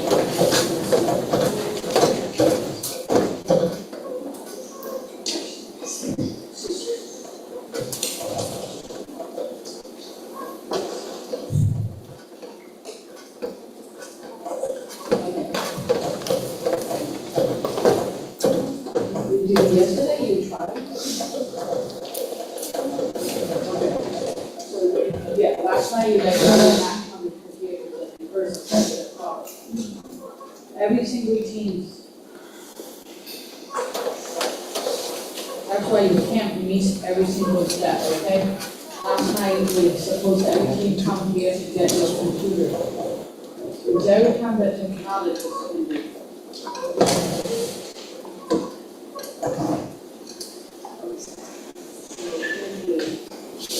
You wanna restart from the beginning? I'm not good. You good? Should I? But I think you should, because the camera, start from the beginning. Alright. See, Good. technology, yeah. Okay. So the cameras on the back, there's a good video, your whole thing. Right. Good morning, everyone. My name is Daniel, and today I'm presenting our product, CycleSpark.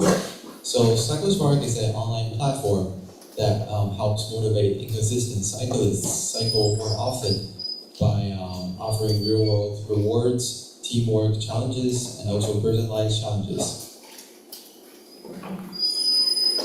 I am the founder of the product. I'm responsible for mobile and data systems. I'm Lindsay and I'm for bike shops and brands.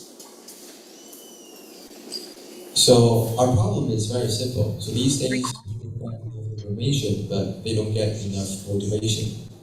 So collecting data while people ride is very easy because we got professional bikes and indoor trainers recently. So collecting your power, your FTP, your routes, and the range of ride, it's very simple. However, the key is motivation, and the key is why we should ride for tomorrow. A lot of people buy professional equipment with strong enthusiasm initially. However, after a short period of time, they quit riding because they just can't persuade themselves to do the sport consistently. So right now, there's 1.8 billion adults around the world that does not meet daily average exercise loads. Also, $300 billion have to be spent for global healthcare institutions to address their healthcare issues. However, there's also 180 million users on another workout app called Strava. So that means it proves that people these days, they're conscious about their health. They just can't motivate themselves to work out consistently. Our solution to this problem is also very simple. So our app is targeted to motivate people through teamwork and personalized, specialized goals, and also real-world awards. So, so we see every customer as a complete different individual. Some customers might be interested in adventure, others may be interested in working as a team, and others may be interested working alone and ride for a long range. So knowing all our customers' riding habits, we can now help them know exactly what to ride today, and even like when I'm tired or riding alone. On the platform and how it works, customers receive value in 3 simple steps. First, users connect devices they already use, like German and Apple Health or the other app.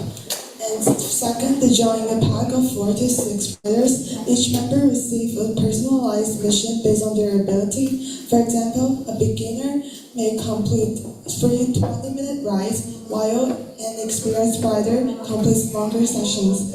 Third, verified rides completes the mission and unlocks rewards such as cafe discount, bike servicing, event entries, or sponsor offers. Or MVP tasks prove these core motivation systems before adding more features. So this is our first customer and our first target customers. So Maya, a 24-year-old casual cyclist, she owns a bike, but she only rides 0 to 3 times per week. She doesn't have enough motivation to persuade herself.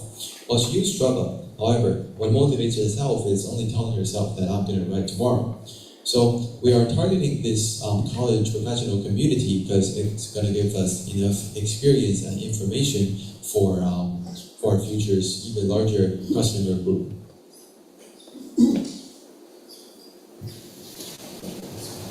Market size. CycleSpark starts with cycling, but we are part of the larger connected fitness market.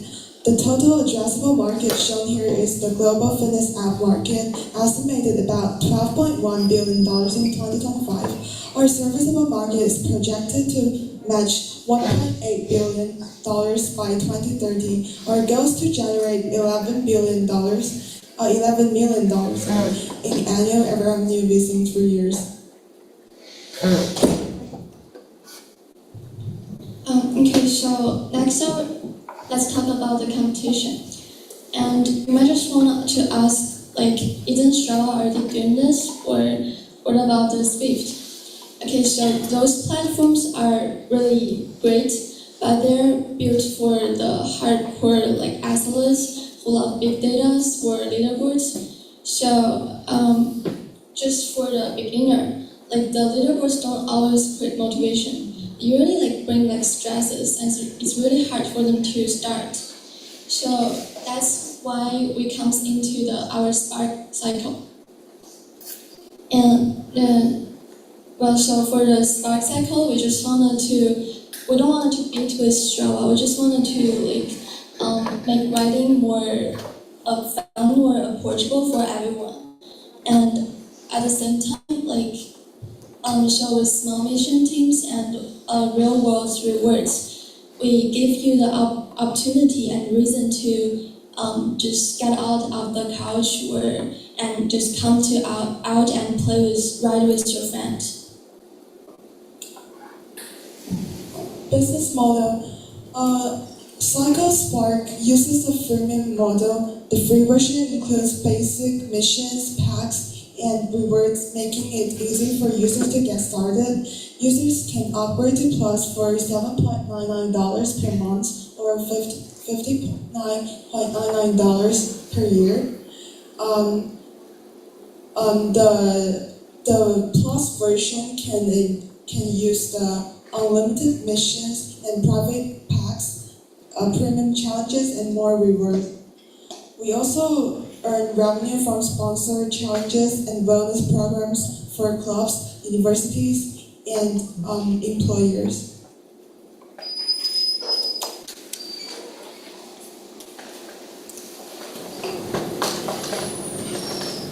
Okay, so how do we prove this work? So we have a real experiment. We designed that we will have 100 students, writers who split into 2 different groups, and Group A has just the normal write reminders, and Group B has our like team missions and rewards. So our goal is we wanted to see that if our team system can really help people to write like 25% more often than over 8 weeks. So if the Group B writes more, it's proof that it will prove that people get active not only just because of tracking, but also because of the teamwork.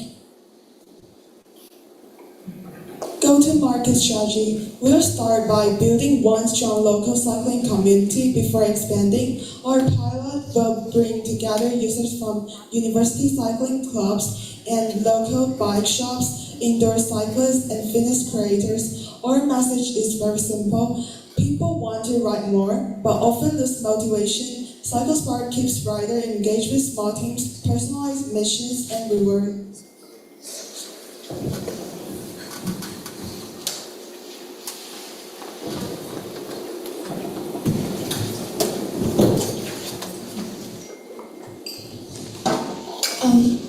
Okay, so to bring CycleSpark to life, here's our 18 months roadmap. And well, first we will build a clickable prototype and also partner with 3 local ride shops. And for the month 6, we will expand to 1,000 beta riders. And in 18 months, we expect to have 50,000 users and 20 rewards partners. Well, just think about almost every family have a bike gathering dust in the garage, and they don't need more apps to tell them how slow they are. They just need a spark.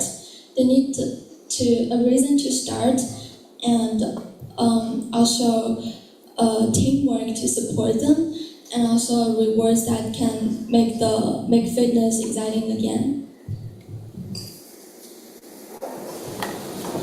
So here's a prototype of our website. So we created this, and We can click over here. You got all these personalized missions and rewards that we can redeem with tokens from writing, and also you can have like all these personalized data collected.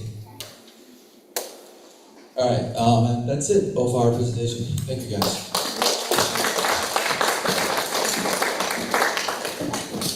Thank you very much, team. So the judge can ask questions. So we have a three speaker now.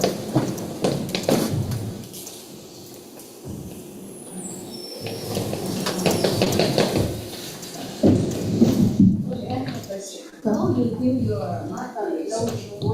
Every time you speak, you pass.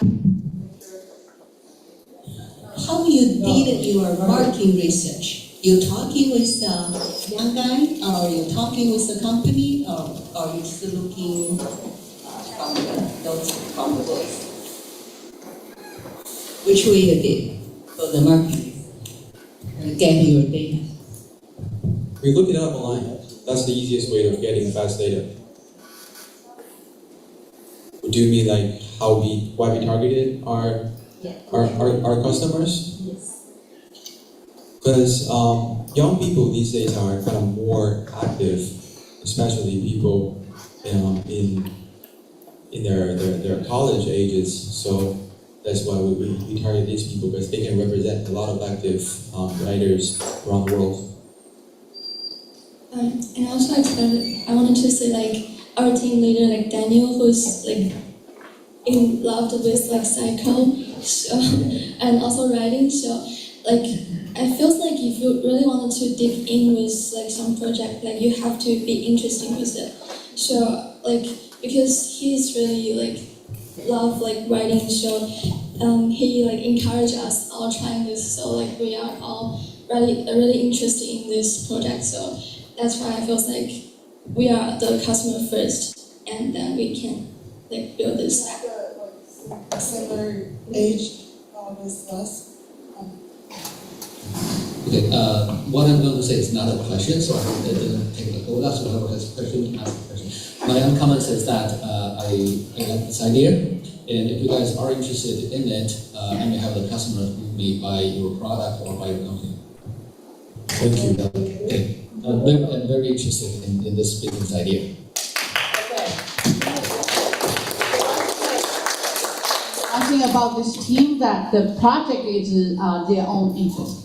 You can see Daniel ride the bicycle every single night. We built a brand new gym, then bicycles buy for them. Okay, thank you. Well done. Yeah. Okay, next team. One more question, right? Yeah. Oh, okay. One more question. Yeah, actually, I also like the idea because myself, in the age, I think I want you to expanding that idea, not just young people, but for the people retired. They want to do something safe. They want to do something fun. For our age, we wanted to making community networking, like, for my own psychology, purpose. I wanted to see, are you guys thinking about different age, different group might have different rewarding, might have different kind of purpose, different kind of psychological needs. What do you think about, not just focus on young people, but perhaps also extending to the people have a little bit more time and wanted to take care of their health? Absolutely. So the young people is just our first catch. We are digging into these people because most professional cyclists are young people. And another great factor of our product is that we give personalized analysis of each writer individually. So no matter how old you are, no matter do you have any physical issues, we present the most personalized information and personalized goals for everyone. So no matter how old you are, you can write with us and enjoy your own rewards.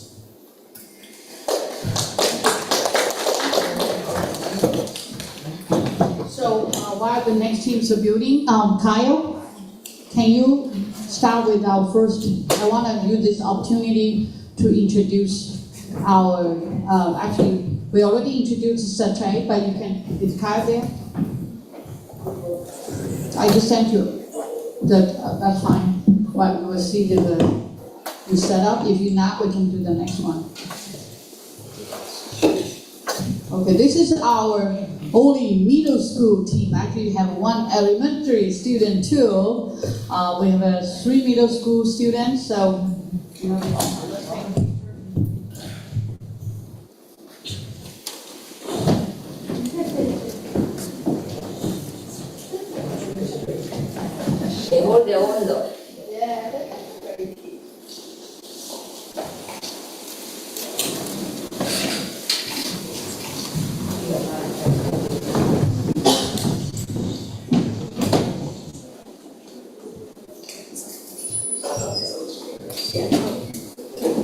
student on this side, don't touch the front. Your goal is trying to move it up a little bit, okay?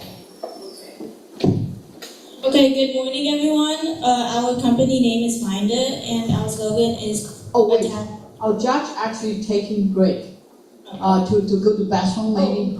Okay, we maybe have like just 2-3 minutes. Whoever want to go to bathroom? Yeah. 5 minutes.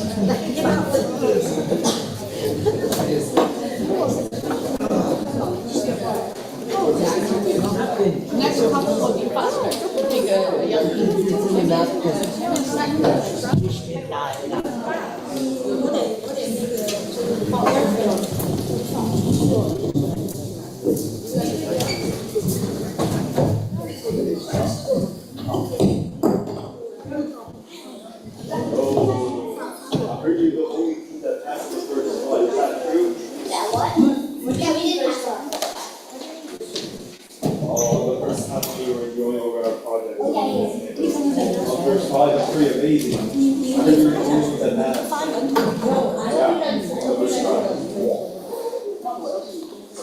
We have my minor name major problem.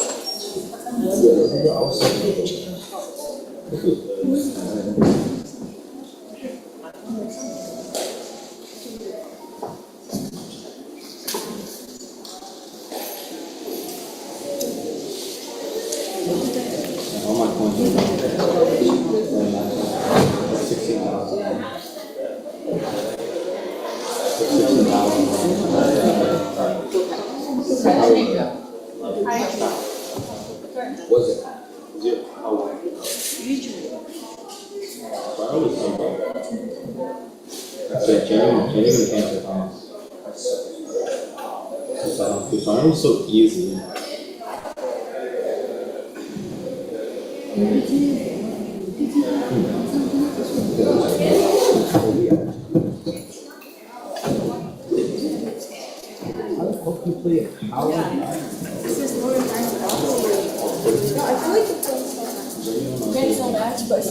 Okay. You got this. What's happening? Are we done? What? Hey! Are we ready? I can't believe you did it. Wow.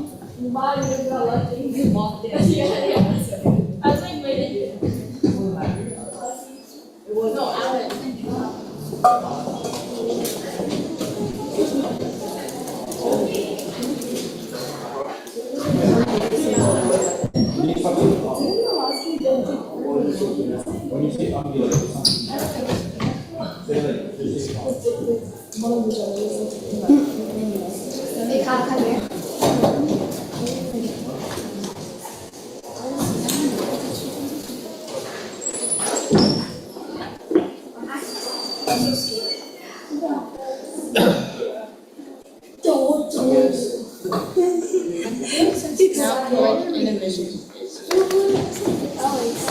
Need a bike.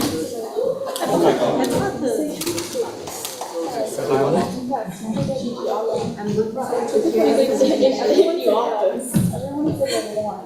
so cool. Hello. 昨天他在啊，所以我还问他一个问题，他回答的挺好的，孩子特别逗。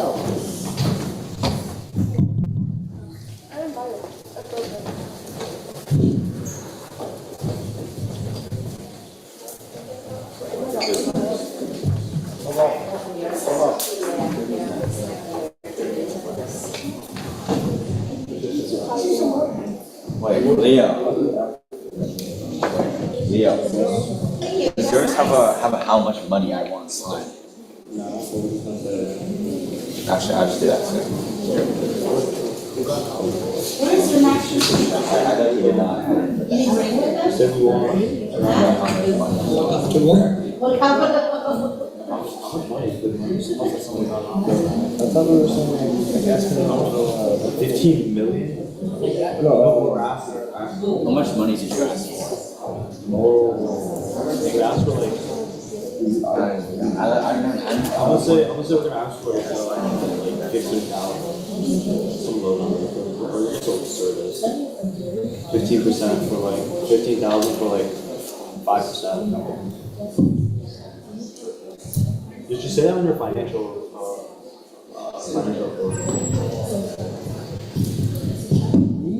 Yeah.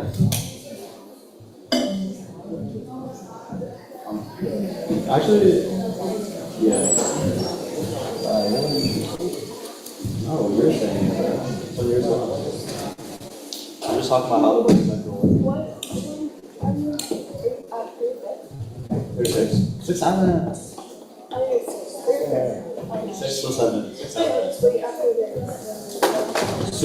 7. 6 7. Yeah, you feel me? You feel the gist? Yeah. You feel the gist of it?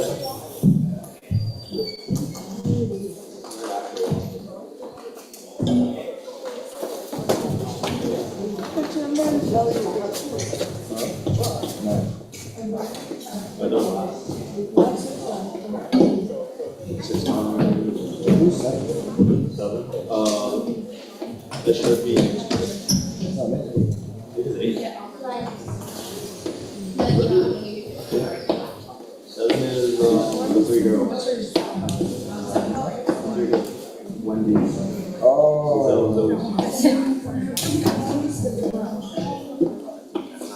So hungry.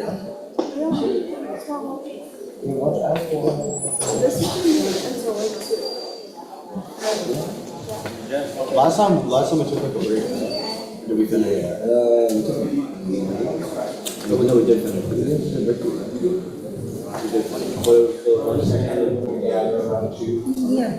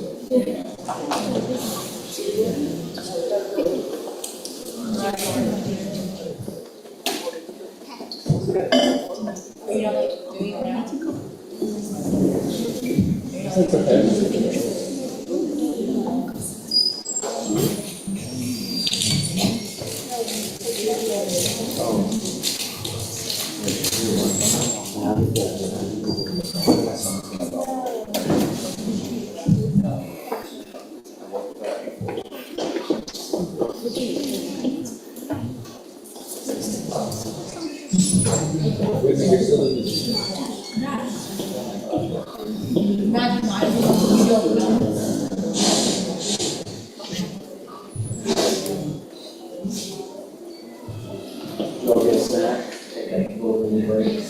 We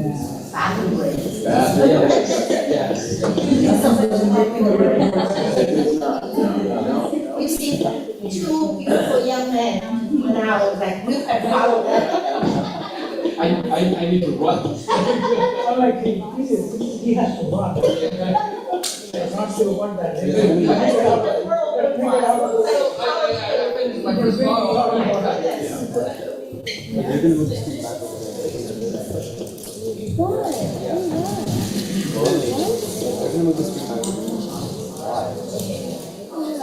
I don't think it matters. We look at the obvious stuff, somebody else needs water.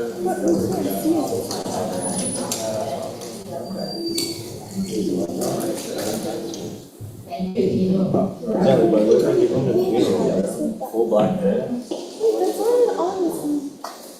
Full black is better, man. Better your life. It's so sad. We're gonna move it, well, it has to be plugged in, so we're gonna move it, I think in the vicinity. You could just move it. Problem is when Angeline Okay, watched do the we have presentation everything? this morning. Okay, we have all the judge? Do we have all Everybody's the looking judge? over there. Who's looking? Everybody who spoke.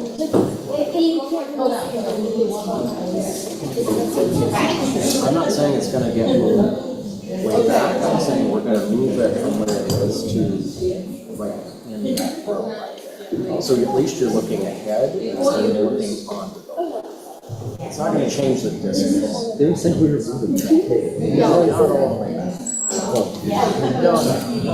We are gonna have to. So, Have the audience. Kyle, I need, so first of all, before this team, I haven't introduced you yet. So we're gonna introduce our wonderful judge on the live. So, Kyle, can you play the first one? First one, by sequence. Random, fine. I'll do whatever too. So Kai, it's okay, as long as you play. So Alison, can you stand up? Yeah, so that people know you. Yeah. So everyone can see Alison. She is the founder and the CEO of the Ivy Campus, and she's also my co-founder of Alliance for Impact. Over the many years, and she's working with me over 10 years to build a platform on education and community. And so now she also graduated from NYU, and then she was generous before. She's always here every single year. Thank you. Next one. Kyle, next one. Sophia. Okay, Sophia. Everyone, can I call her next? So, Sophia, she is the CEO of the Ivy Campus. She's also a distinguished executive CEO coach. She was frequently be invited to giving coach for many executives, and she used to working as a very senior officer in New Jersey finance the government. And so, yeah, so you can read it from here. Next one. Bill, by the way, everyone. Bill is the youngest judge today, and he just flew here. He will have a partnership discuss with me about his business. So Bill, Bill also the year before he's top, he's Forbes 30 under 30, and Bill right now is founder of what's your business name? We branded from Exit to Tomar. You changed the name called Toma. Okay, so Bill, last year Bill asked me, he funding the Toma. Toma is a learning app with AI, with all the big data AI, especially for international students, and he received the funding. And last year our student actually tried his software. So he fly here, I said, why don't you come in early and to be judge? Because Springfield's SCA, we're gonna run bigger, use entrepreneur incubator. Nina and I discussed about that. So next few years, maybe will be more people fly here to join the global, will make the become national and global competition here. So thank you for Bill. Next one. And Dr. Wang, if you drink the snack and drink the Coke, and she always bring, every time she's leaving the neighborhood 30 minutes away, and she is outstanding doctor that in the area of material science, very complicated science field. So she's, every time she comes to our school, she brings snack and drink. If you drink the Coke that she brings.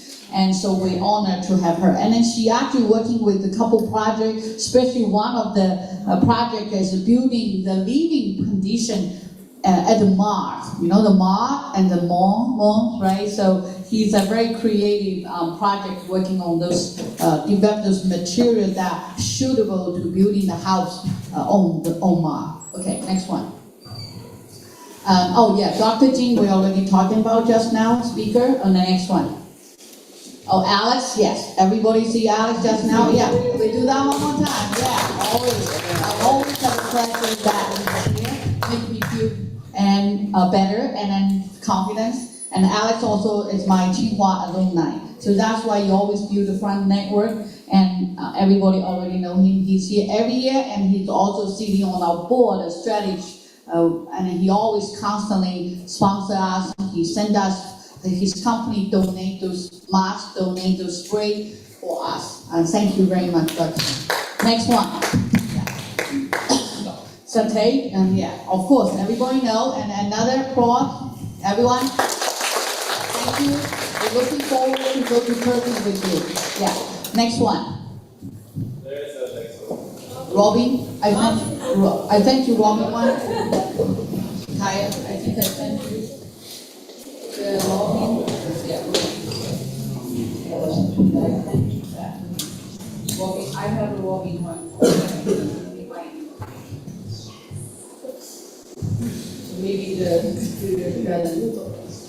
Oh, wait. did you buy it?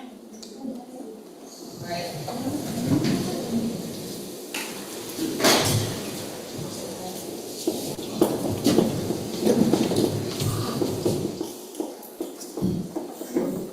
Alright, let me send you again.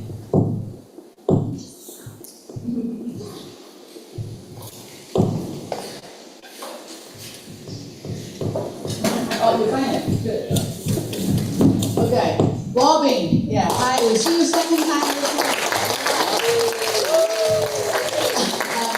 Robin actually teaching us branding and teaching us to use AI to run company, building company in 30 minutes on this Tuesday. And then Robin also the CEO founder of the Morning Bird Media. So we are actually talking about partners. Her office is in downtown 15 minutes.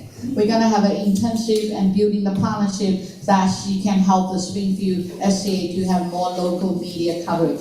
And she's also joined here last year too as a judge. And thank you so much for the community contribution. Thank you. We have everyone? Right, we have everyone. Okay, great. So now you switch, can you switch to this team?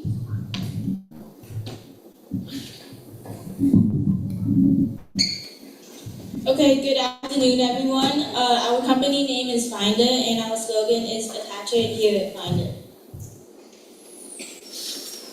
So I'm Jojo Yi, the CEO and market and salesperson. I'm Katie Yi, I'm the CTO and the technical person. I'm Adam Zhang, and I'm the COO and finance. So our vision is to save you time and money that can be spent doing and being with the people you love. Our mission is to develop innovative products to help find belongings quicker and more efficiently. The problem. Losing your items and devices can be very expensive, time-consuming, and inefficient.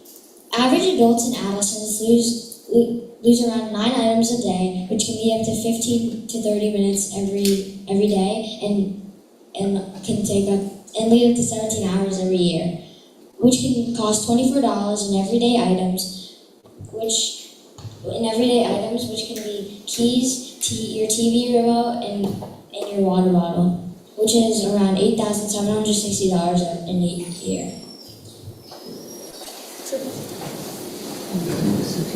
As adolescents, we tend to forget many items, especially under stress. This made us get the idea of making a product to help everyone around the world. Our solution. Our solution is to make a reliable and low-cost products that can be easily attached to any item to track and alert. FlexFind, the stretchy band that can fit around many different varieties of items. Sync, our main product that can stick onto anything whenever you need it. Now customers can find their lost belongings quicker without feeling stressed about being late. So on the left we have FlexFind, which is the stretchy band made out of silicone. And on the right we have Sync, which is our main product, and it's a sticker. So both of them have a built-in tracker and buzzer, which can alert onto your phone through an app we're making. And through the app, family and friends can also connect onto it. So in case you lose your phone, they can help find it for you. Our products were meant to be lightweight and reliable, so if you carry it in your bag, it won't be an inconvenience to have. Who it's for? Our target audience and customers are adolescents and adults who lose their items from the start of the morning into the evening. There are hundreds of thousands of adults and adolescents around the world who would want our product just because they would use it in their everyday lives. And we will reach them by using ads, referrals, and sponsoring content creators. The users and payers are both the adolescents and the adults, and the buyer are the principal and the manager of the adults' jobs. Since our team is building a product instead of a system or a service, it is usually a one-time buy, but it can still be bought over time.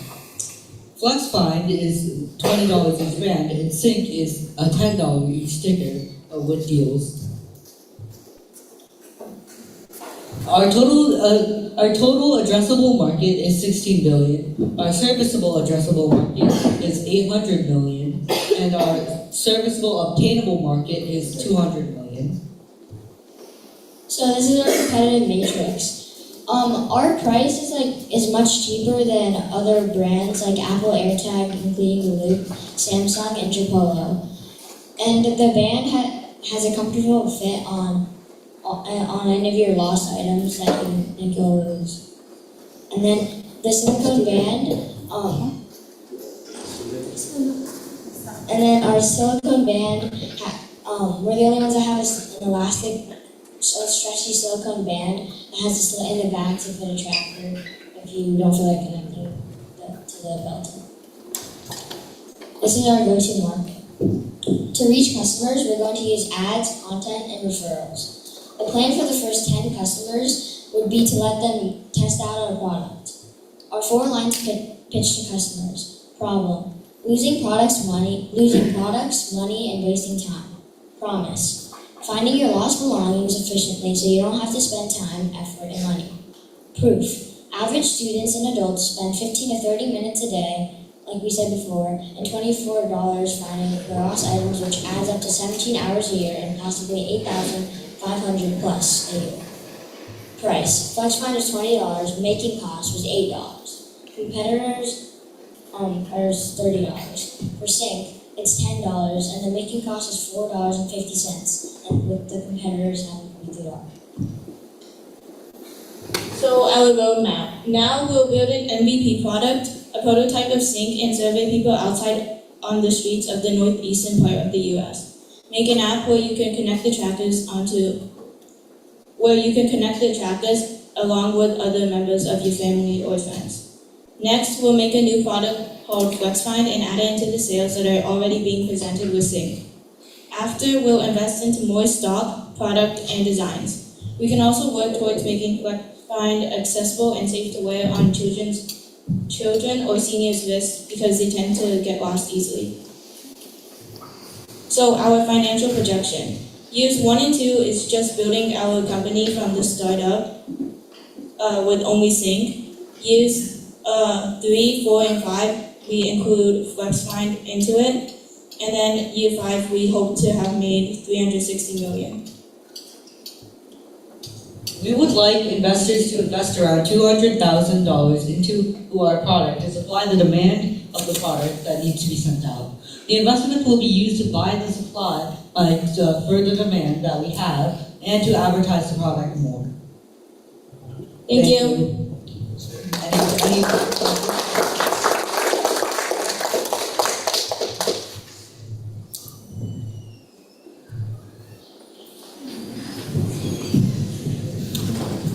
Great presentation, guys. Thank you very much. Can we go back to the product itself real quick? I just want to gather a better understanding of what it is. So I understand that it is the sticker and, okay, you have the battery and so forth. My question was, so when it syncs up to the phone, right, how specific to like a degree is like how you would find your items? Because I know when it comes to like GPS tracking and so forth, sometimes it's more of a like a ballpark of where it is. So I know there in your logo you said attach it here, find it. So that has the buzzer on it, right? So like, is it just when you use your phone to like find it, is it telling you where it is also, or is it just signaling it to like beep? It is telling you where it is. Yeah. Yeah. So it'll tell you where it is, and the buzzer will be like additional help to help you find it. Yeah.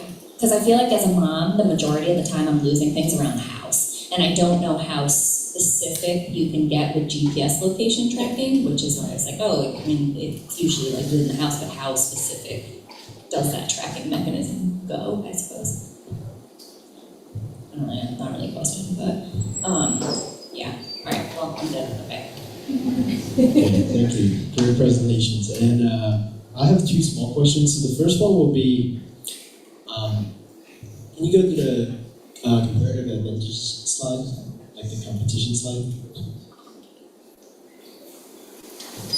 Right, so my first question will be like, if you see mainly that all your advantage are on the band, right? Bandage is your biggest advantage.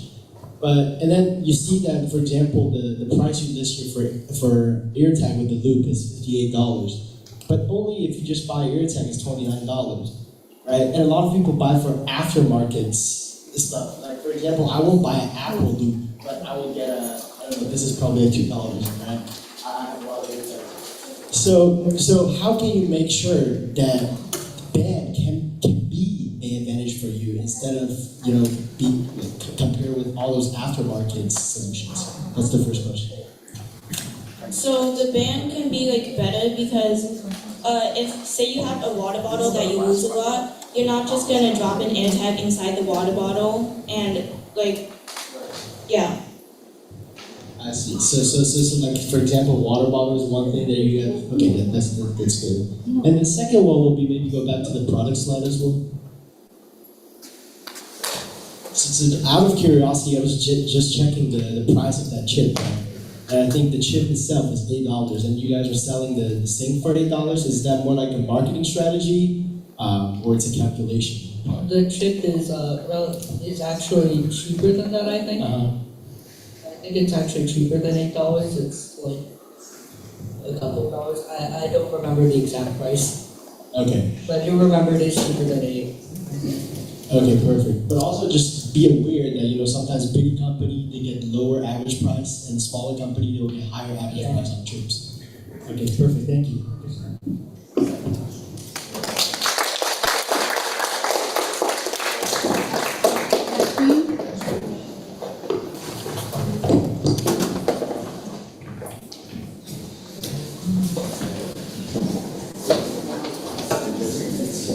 So when so the next team should be ready, right? We're moving faster.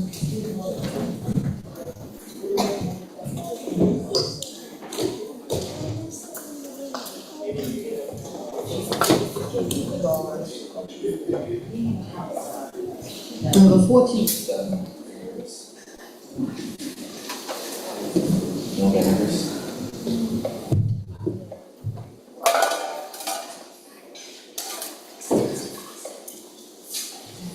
Oh, we take pictures.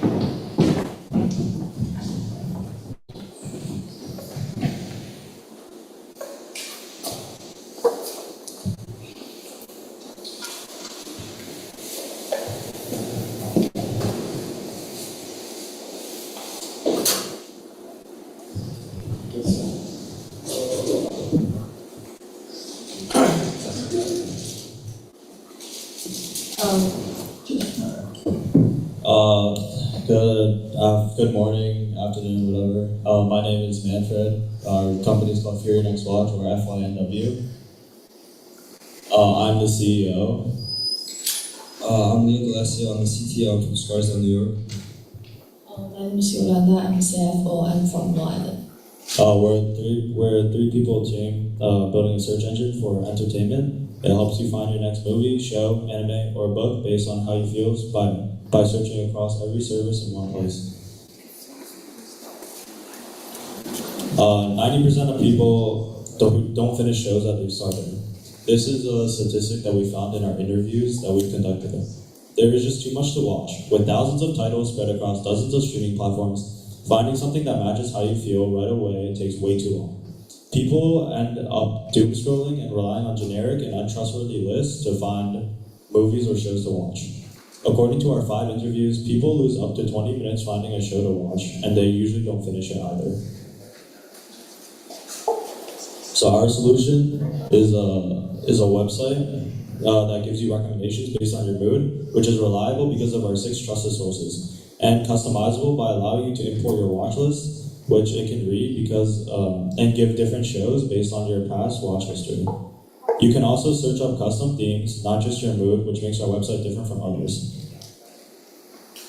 How it works, there are 4 simple steps that can take you from a feeling to your next watch.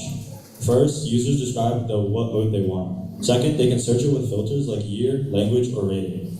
Third, they can import their watch list from other platforms. Finally, they can save and organize titles in their personal library and track them as watching, dropped, finished, or queued. The best part is that the users can have complete control of what is being searched and what is being recommended. FYNW is built for everyday people who enjoy shows and want an alternative that is faster, and is a more personal way to watch shows. We adapt across regions and languages because we know that the experience is different depending on whether they're in the US, China, or India. Our users will be show watchers and fans. Buyers will include households. Payers are advertisers, and our influencers will be streaming platforms whose content we help surface.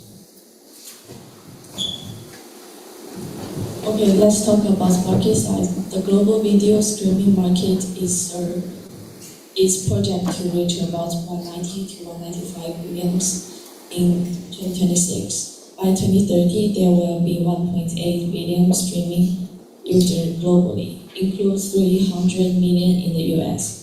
Our goal is to reach 15 million of these US users by 2027. Our business model, FYNW will start as a free platform with ads. Later, we can offer premium features like an ad-free version and a search faster. That will be $5 per month. And we can also work with streaming platforms, those partnership. That means you can share your premium with your family and friends. Right now, people don't know what to watch. They use alternative platforms, but these tools are big limitations. FYNW is unlimited, and we have combined 6 sources to provide to users. So we have 6 competitive advantages. We were the first mover. We're the first in our market to come up with this idea. We don't filter only by genre. We filter by how you're feeling in the moment. We have multi-source aggression, meaning we don't just stick with one website that we pull information from. We have 6 different ones, including MyAnimeList, IMDb, and TMDb. We have cross-platform and media. We don't just stick with one type of media. We have 4 different types. We have movies, TVs, anime, and books. You can import your watch list from any other site that you were previously using. This helps us give you tailored choices with more accuracy. And you don't have to have an account to use our website. You can jump directly into it because it saves locally. We ran customer interviews to test a problem. Every single person loses time finding their next watch, and the tools they have now don't fix it. Of the people we interviewed, they spend 10 to 20 minutes or more per session just deciding on what to watch, and up to 90% of these titles that they try to find don't fit their mood, and they end up abandoning them. We asked our interviewees how much they would pay for a website that actually helps them, and they said on average $5 a month. We validated the problem through interviews. We built a functional prototype. We used 6 different sources, so the choices are sure to be relevant. And we have an entire plan of what we will do in the future with our website. So now, we want to attack to the beachhead market. We're going to build and launch the first version of our website, and we're going to have Google approve the website. So we can actually include ads, which is going to be our main source of revenue. Next, we're going to add on to our momentum. We're going to add more data sources, improve the product based on user feedback, and build a customer support function. Later, we're going to maintain the momentum, maintain the platform, launch paid plans, maybe develop a mobile app that syncs with the website, and potentially expand to streaming. This is our projected revenue over 5 years, according to our business model of an estimated 15 million users by 2027.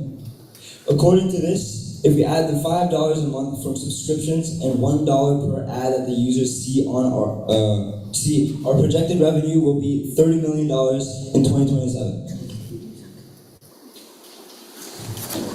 We are looking for around $15,000 to keep the servers up for around 5% of our company. Thank you. That's it for our presentation. If you have any questions, you may ask them.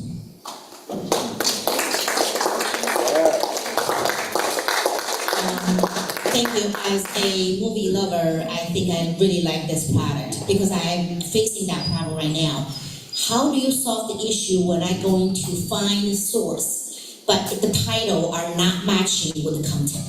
There's a lot of a title try to track the lead actor, actress.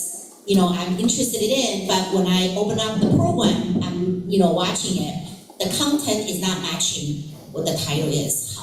How you sourcing the content to help the customer? So, on regards to that question, we have, our search engine has AI in it, so it detects what your past watch history is, and then it can find recommendations. But you can also exclude movie titles, genres you don't like, or actresses who you find you don't enjoy. And our website doesn't filter just by the name or by the actors, it filters by the actual content of that title. So you don't have to, it's not just, there's going to be a blurb and we're going to include a trailer on our website. It's not just based on, the cover. Okay, can you go back to the slides before this one?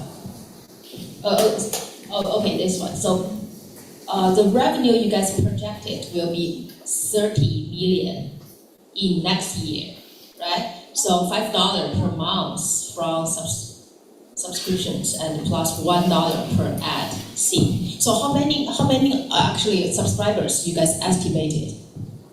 We're just assuming that every single person has paid for this plan. Okay, I would say 15 million users, right? 15 million users by next year. How are you guys gonna achieve this? We estimated that around less than half of the users will be buying the subscriptions, plus the $1 per ad, which is seen by everyone. So, can you guys tell me how you guys try to achieve this goal to reach 15 million?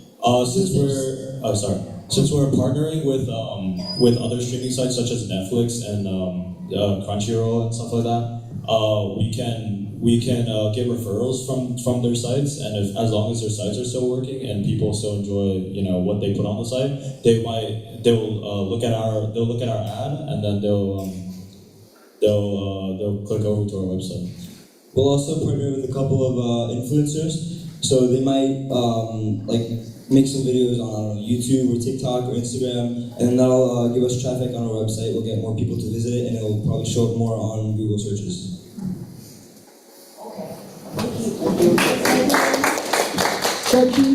Next thing.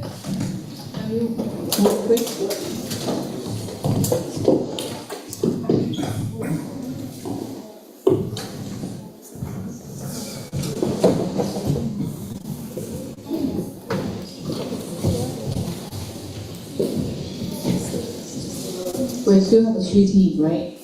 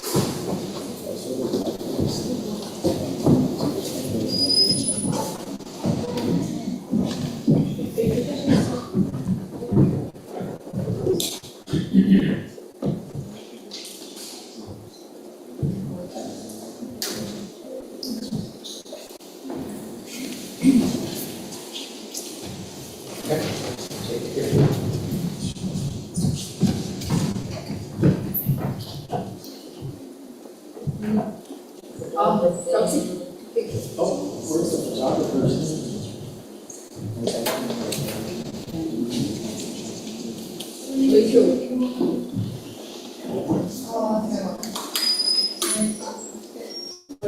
We need the full video. Other cannot be from China cannot see the video.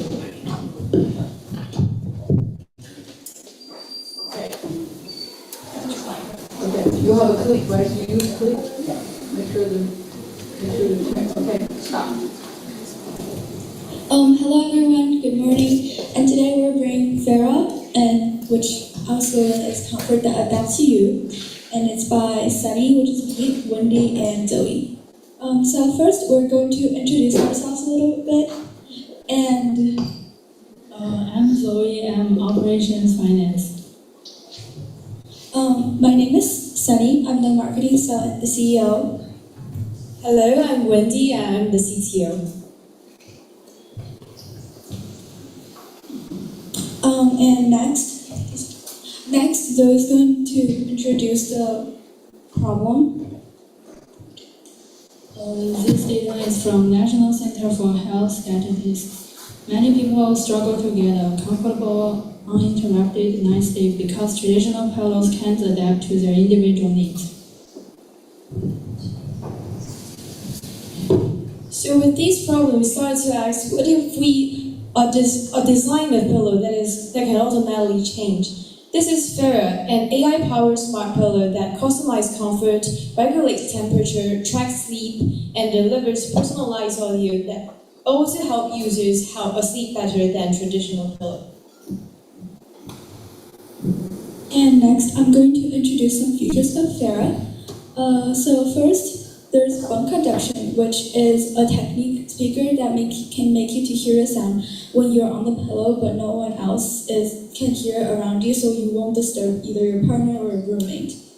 And then from this layer here, as we go from top to bottom, the first part is a removal layer, so easy to wash. Second part is a comfort memory foam, and this part you can customize it if you like it to be more hard or soft, or do you want it to be used by different materials. And then it's the sensor layer, which also senses the pressure and where's your head movement, also as well as how to adjust the temperature. And the little modules over there on the corners, they're the bone conduction modules to produce the sound for you to hear. And below is another supporting foam, and below is the heating and cooling layer to provide the temperature change. This is for if you're feeling a little hot during like the summer. This cooling, it can cool down, and if it's colder in the winter, it can produce a little heat for you. And the last one is the electronics module, which is the Bluetooth, processor, battery, etc. for you to charge it. For busy professionals, 1 in 3 adults don't get enough sleep. For couples, because we have bone conduction, so you won't disturb your partner. For frequent travelers, 40% of travelers experience jet lag. For health-conscious adults, 70% of consumers say sleep is important to their health. For college students, 60% of college students report poor sleep quality. And next one is the market size. Our TAM is 27 billion and down to and it is continuing to grow rapidly. And within the market, the smart pillow section is already more than 3 billion and expected to grow rapidly in the next decade as well. And for the SOM, if we only just get 1% of the market share, and we can generate approximately 30 million in annual revenue. Since we are not the only one in space, so I'm going to introduce some competitors. Like Snell Sleep Smart Pillow, it has sensors and bone conduction, but it don't have AI that can automatically change in time, and it also cannot adjust temperature. And about Soundcore Sleep A30, it is still headphones, so when we wear it when we are sleeping, it's not very comfortable. Also, the Sleep Buds too. It is still headphones, so it's not comfortable and it cannot adjust temperature. And we put effectiveness and price into a graph. We'll know that Farah is on the top right, which means that we have the highest effectiveness and we have just this price. Our business model is direct to consumer with an app ecosystem. We use premium pricing with launch price for $399. In the future, we will offer bundle packages for couples and families to encourage repeat purchases. One pillow is $399. Couple bundle is $749. Family bundle is for $1,299. And the next one is the financial projection for the next 2 years. So we can see we're expected to have 500 to 2,000 to 5,000 from year 1, year 2, year 3. And if everything goes well, our price will always remain the same and we will not raise it. Our revenue is going to grow, as you can see from this line. The top blue line is going to be our revenue, and our estimated gross profit is also growing. If you can see on the bottom, and it's going to grow more in year 2 than from year 1 to year 2. So how are we going to get our first customers? The first step will send 10 free Farah pillows to micro-influencers like sleep experts. And second, we will collect reviews and collect feedbacks in order to improve our product. And third, we will ask influencers to share discount code with their audience in order to sell more products. And the fourth one is to convert the first 10 paying customers through those referral codes. And last but not least, we're seeking for 25,000 in seed funding to build a working prototype, launching the pilot program and validate Farah was our first customer. And in those 25,000, 10,000 will be put into the prototype development, including all the AI apps, the bone conduction, etc. And for 8,000, we'll go into manufacturing 20 pilot units. And for 7,000, it's going to be the market and influencer partnership for acquiring our first customers. And as you can see on the bottom left, it is our logo, which is a pillow shape, and the moon on it means like we hope everyone gets a really good sleep. And that is it. And thanks so much for listening. Is there any questions?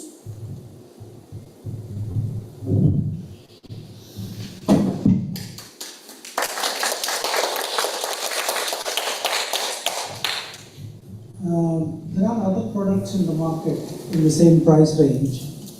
So how do you do product differentiation?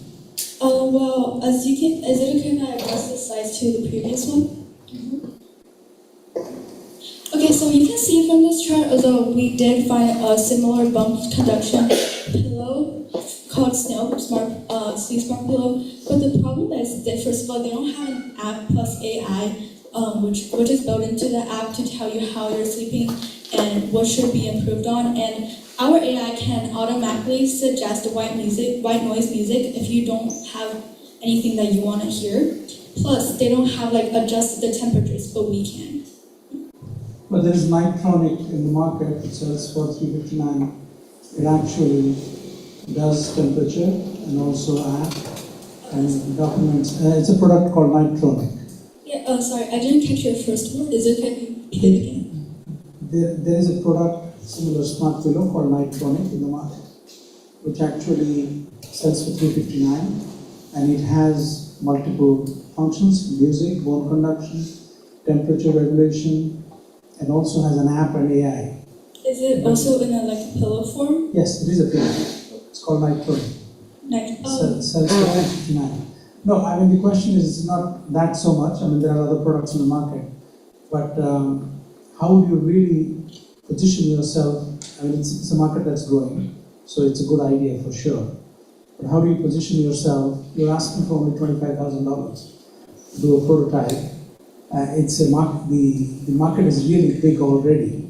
So how do you compete? How do you position yourself in that market?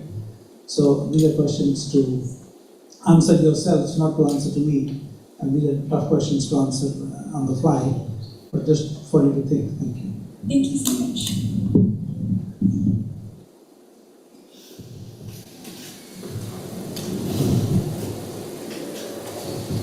I just had a very brief question. When it came to the subscription-based model, is there also, do I have to subscribe to a monthly thing in order to buy the pillow, or I can just buy the pillow? What do you mean by subscribe? Or you said there was like a $7.99 a month thing that you had to do for the app. So there's right in the picture. Oh, it's premium membership. Okay. So that's in addition to? If you want to get actually really premium, but we'll always include everything that you need as a basic one. If you want to upgrade it to something better, and then you are seeking that you want to be a premium, know better of yourself, you can always do that. But we provide everything you need from basic. We don't want to make you to charge additionally just for something you need to you're seeking. Thank you. Next group, better up the stage.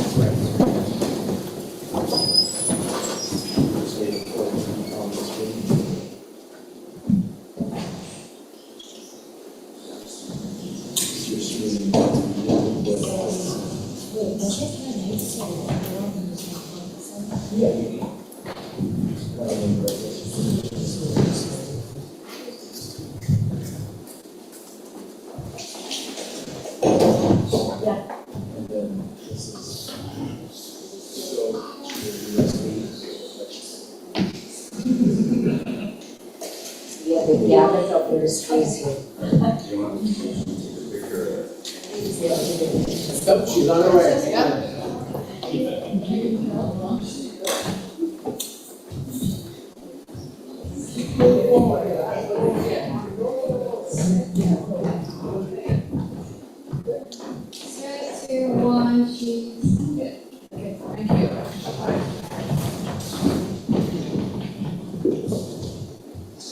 Okay, this is a quick question for the judges and the audience. Raise your hand if you have ever been worried about your parents' or grandparents' well-being. Okay, I see most of you put your hands up. Our company is Sentinel AI.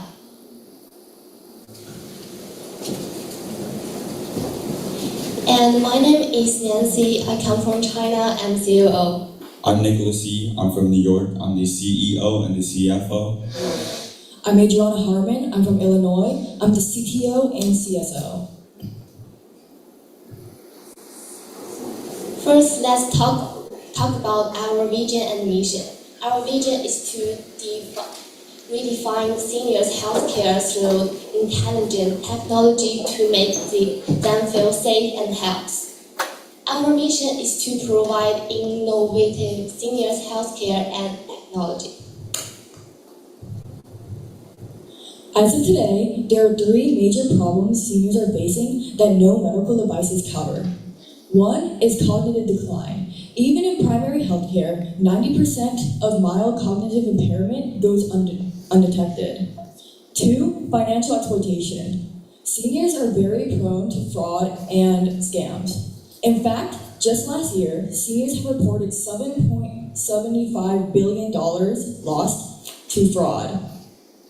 And in third, social isolation. As surprising as this may seem, loneliness causes almost 900,000 deaths yearly worldwide and raises risks of dementia by 31%. So our solution to this problem is the Sentinel Watch, as you can see on the right. In the Sentinel Watch, there are 3 main features which solve the problem previously mentioned. There's a health engine with an integrated AI platform. I'll expand on that later. There's financial protection, where if the senior allows it, we'll be able to connect to their calls and we'll use AI to flag any keywords or phrases that these scammers and frauders are using, like wire transfer, etc. We'll have an AI companion, which will provide a social outlet for seniors and provide comfort and social support. So for our product design, the main differentiation between us and our competitors with the watch is that we use friendly materials for seniors, where most seniors have sensitive skin, it gets irritated easily. So we're going to use 2 main materials. We're going to use woven nylon for the band and a titanium grade 2 watch case for the screen, and this will not harm any of the skin. So for the AI platform, there's going to be 4 main characteristics. AI digital twin, where after collecting enough data on the senior, we're going to build an AI agent that's personalized just for them, and it'll have their baseline health. We'll have predictive AI, where we're going to see the deviation of their baseline health to forecast future illnesses. For example, with the cognitive decline, let's say after a month of collecting data, we'll know their speech habits, how they talk and speak, and let's say next week, they start talking slower, they start mixing up their words, and this continues on for months and months. We'll be able to give a somewhat proper diagnosis of mental decline. We'll have adjustable UI, because we know that most seniors aren't too adept with technology. And we'll also have AI connection, where we'll allow the AI to connect to maybe their Gmail, search engine, a food ordering place to provide assistance when needed. This is our market size. Our total available market is 1.4 billion, which is the seniors globally. Our serviceable obtainable market is 80 million, which is 80% of all seniors in the US. And then lastly, our serviceable obtainable market is 4 million. That's about 5% of seniors in the US who would be willing to buy our product. There are three primary ways we're going to market. First, with partnerships with licensed doctors. This way, we can distribute our product through medical facilities.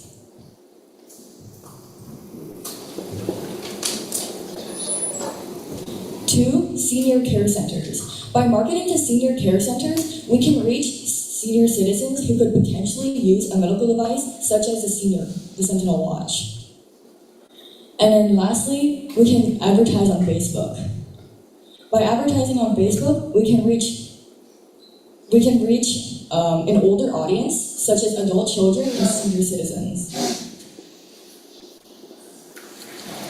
So you can see our competitors on the top. We have 4, Apple Watch, Medical Guardian, Allocare Health, and LEIQ. And on the right, you can see the features.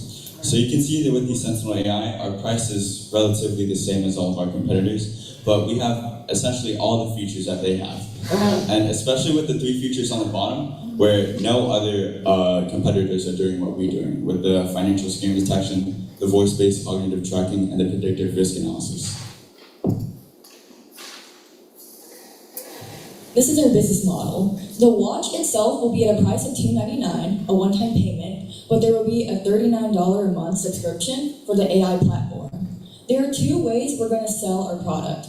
First, directly to the customer. We're going to do online and in-person sales directly to families and senior citizens. We'll also distribute our product through physicians, which they can then give to their patients. 2, agencies and senior care homes. We'll do bulk sales and facility-wide licensing. This way, instead of 100 seniors in a facility paying individually, the facility can pay for them all at once. Our product allows insurance. FDA.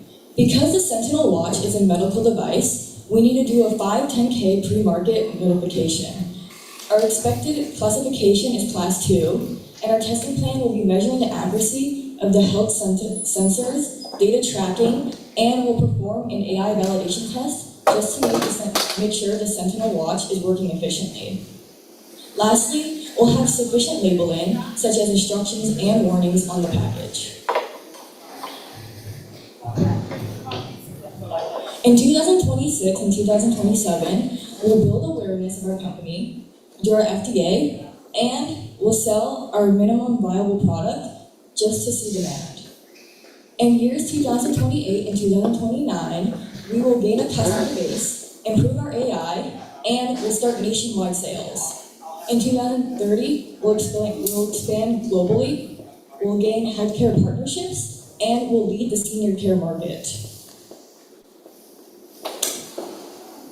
So you can see our 5-year revenue projection, where for the first year, we aren't really making money because of the FDA approval process, but after you can see some sort of geometric exponential growth, where around year 5, we'll have $31.6 million, assuming all the key assumptions on the left.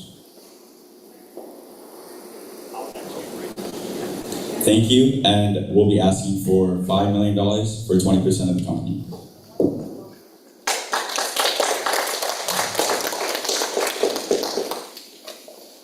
Any questions?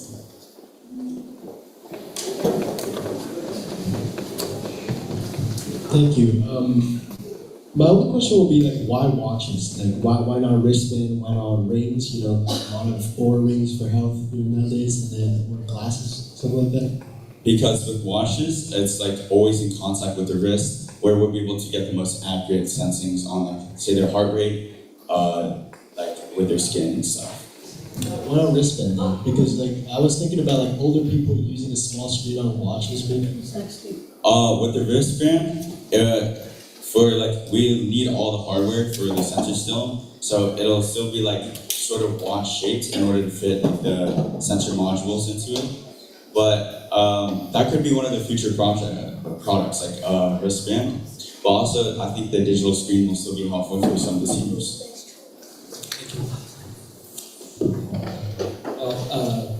If you guys recall, earlier I mentioned that my company does the aerospace defense robotic and medical.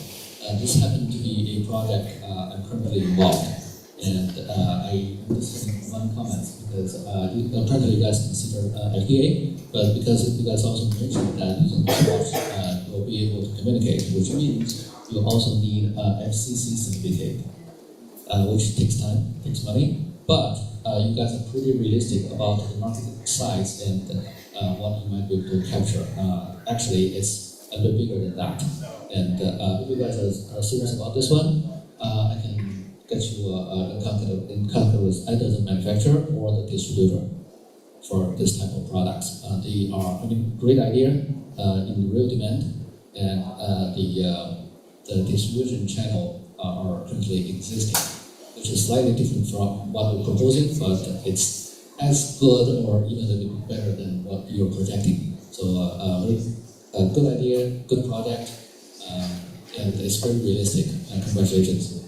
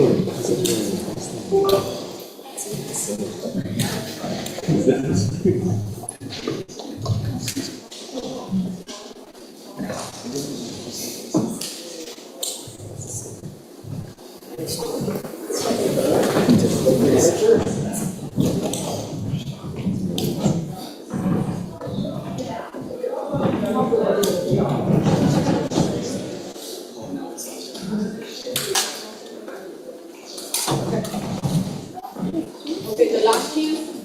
Is it last team? That's the last team.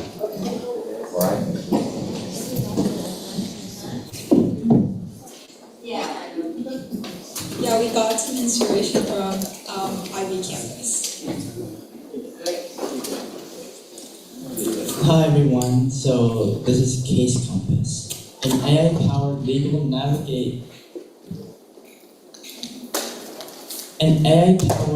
navigation that helps people understand their case, know what's next, and afford real legal help.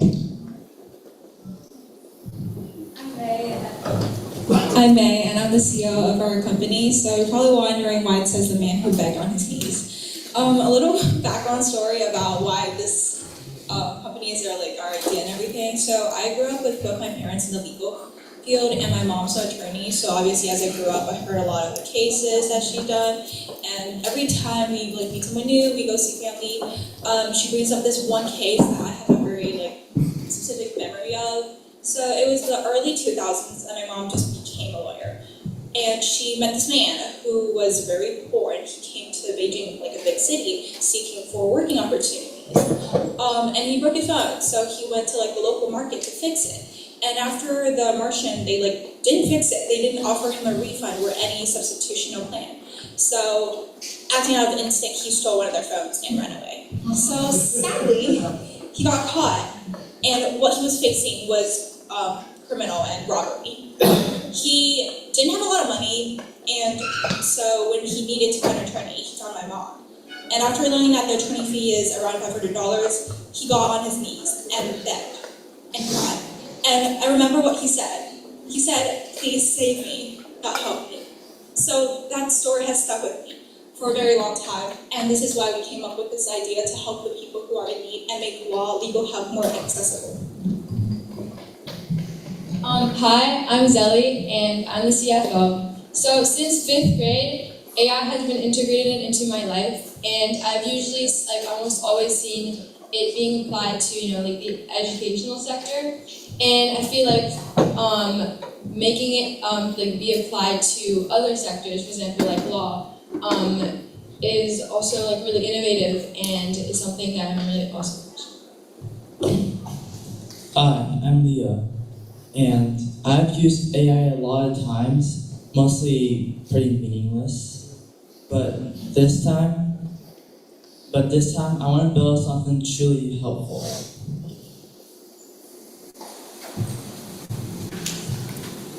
Okay, so the problem. So right now, when there's very complicated legal situations, people are forced to represent themselves, and so this creates risks like missing important deadlines and how the outcome is unfair. And so we can support this with numbers. So 3 in 5 people in a civil case represent themselves in court. 86% of low-income American civil legal problems get inadequate help or none at all. And this is not, it's also for the cost. So 68% there's a 60% eviction rate for unrepresented renters, versus only 6% when they do have a lawyer. And so this has very negative effects, because then these people, they can miss deadlines, they don't know what documents to put in, they lose track of evidence, and so they just walk into court unprepared. And so we want our website to be the solution to this problem, so Case Compass. And Case Compass, organizes and puts into a very plain language case what the problem is. And our insight is that people need clarity before they need a lawyer, and most self-represented users don't need more legal advice. They need to be told, simply what is happening in their case. And so after they would use, our website, they would understand how, their case works, what, course of action to take next, and what, legal help they need, and if they do need to even pay for an attorney. And so to put in simple words, for people in a legal dispute, we organize and explain the case in plain language so they can act with confidence, unlike generic chatbots or full-price law firms, because ours would be approximately 1/14 of the actual price that people pay for full-price law firms. So our platform. So this is a prototype of our website. So when you come in, you can first of all choose the state that you're in, because every state has different laws. And so after you choose the state, you go and you explain in the chat what your problem is, and then after that, the website will ask you a series of questions to answer to get a more detailed comprehension of what is happening. And after that, it tells you exactly what course of action you should take, and it's cited with actual official state, country, and court government sources. So one thing that we wanted to point out, and was kind of a big issue when we came up with this idea, is with the help of AI, but we don't want to make it so that we are offering unauthorized law help. So we have this simulation of work here, stating that we are only to give the user advice on what to do, and we do not first tell the user whether they should sue. We do not give them a guarantee on the chance of winning, and we do not replace an attorney.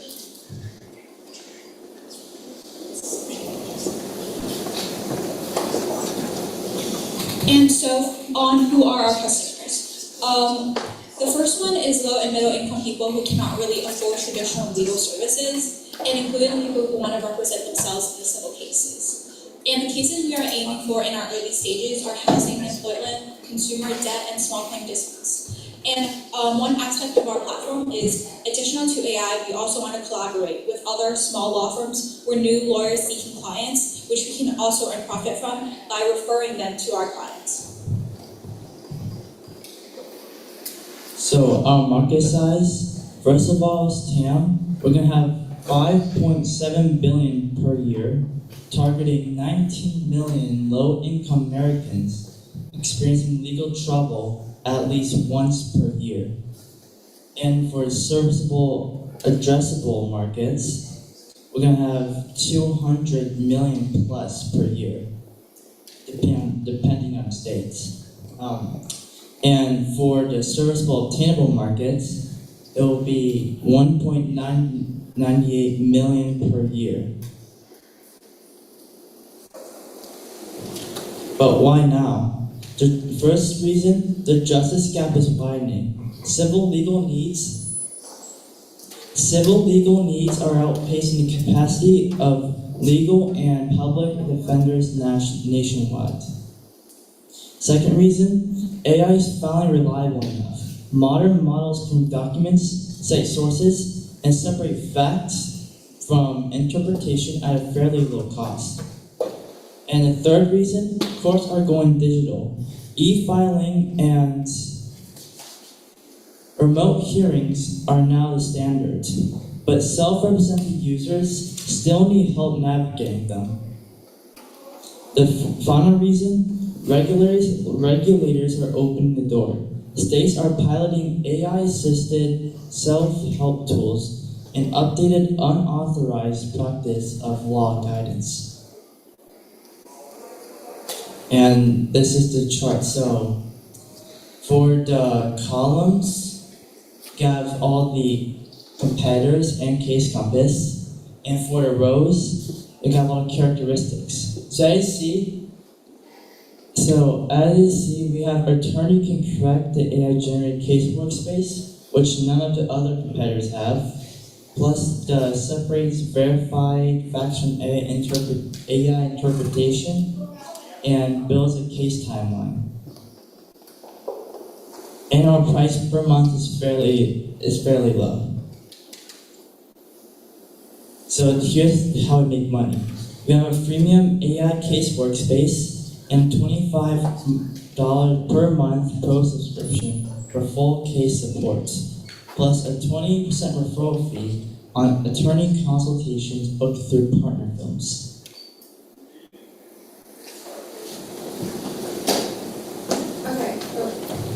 So our go-to-market, our number one channel is in partnership with legal aid clinics and court self-help centers, which builds in a high-need audience, obviously, and really gets our name out there. In future states, we can also collab with bigger law firms. And our plan for our first 10 customers is with 2 legal aid clinics, and we can get direct referral from them with ways like QR code and flyers at these court self-help centers. And we have a 4-line pitch to our customers. First, obviously, our customer is facing a problem. They might be facing a legal issue alone or with very little help. And our promise that we understand your case and we know exactly what steps you need to take next. Our proof is obviously that we are a credible platform built on an official court and government sources, fully cited, and you can fact check it every minute. And obviously, we update our laws to follow the government updates. And lastly, our price is free to start with $25 per month with full case support. Compared to the average attorney fee for an hour is around $490 in the United States, which is pretty affordable, $25 a month. So we're asking for 50,000 pre-seed funds, and we're going to use the funds with AI and product development, attorney network growth, and a free state launch. So this will unlock a funded path from working MVP to a repeatable revenue-generating launch across our first 3 states. So for our roadmap, in the first year, we're going to have MVP launch in X state, so any state, 500 paying subscribers, and 3 partner law firms. The second year, we're looking to expand into 2 additional states, have 2,200 paying subscribers, and 660,000 per year. And in the third year, we have 6,000 plus paying subscribers, 20 partner law firms, and 1.8 million per year.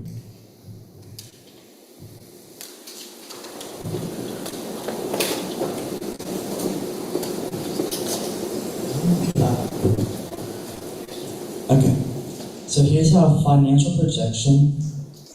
As you can see, at year one, probably going to start from 0. By each, we're going to grow around 100,000, 200,000. In year 3, we grow to 800. Year 4, we grow at probably 2.8 million. And year 5, we grow at 4.6 million.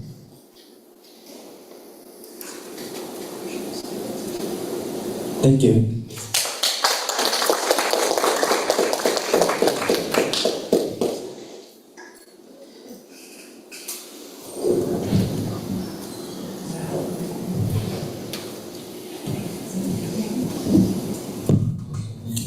Well, actually, very good presentation. I have a question just for fun, because you listed that the comparison between the client using this service or not, the rate of being able to successfully defend themselves. I'm just what if both the defendant and the plaintiff, if both sides use your service, what will happen? I'm just asking this for fun. Sorry, just for specification, is it like the slide on like representing themselves or not? No, because both sides are using your product. Your service. Meaning like the law firm and okay. Both sides.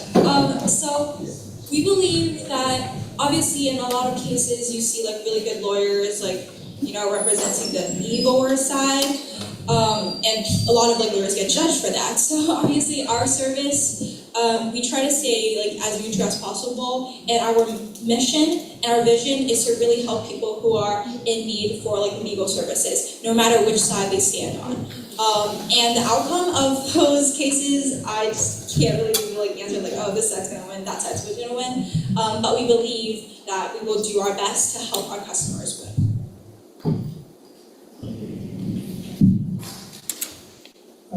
I think it's an excellent presentation, and in terms of social impact, this has the biggest potential among all the presentations today, because everybody has a problem. It's not necessarily, although you have segmented the population into a certain category of people that might need legal help more, but if you are a right product and a right tool, even those that can afford legal services will also come. That's why there are so many other. And I've advised, actually, I practiced law in the Supreme Court of India, so I know a bit about the law and the challenges of pending cases by the millions. I've advised a particular company that does something similar. They are already at 500,000 clients.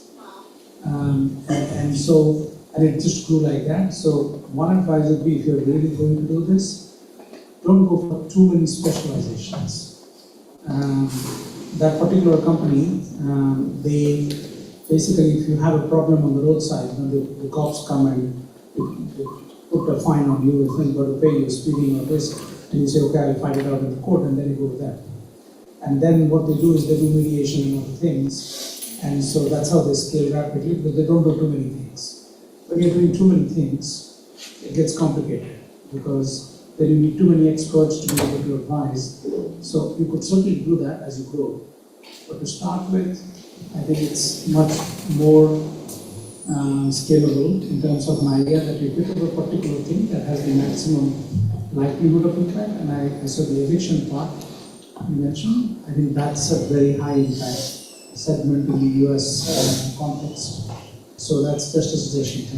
Thank you so much. I need that right now. I need eviction, not the renter side, but the owner side. Yeah. It's so hard to get rid of people, but they don't pay the rent. Yeah. Exactly. I love that. I'm most definitely gonna make this like an actual serious thing. And I have a lot of passion and trust for this. And really thank you for that. You can come to me for free advice. Thank you.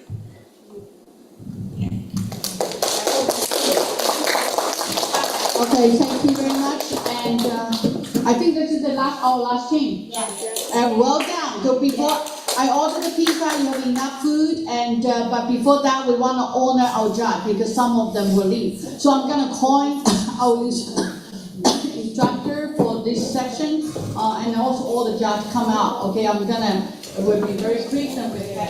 We're gonna have the welcome. Okay, so definitely the name here. Bill. Okay, on the back. I need a background. Tony. I need a background of our first page. And then on the right. So. Judges come on up. Yeah, come up. Yeah. So mostly our judge is here for. Yes. All the judges coming up.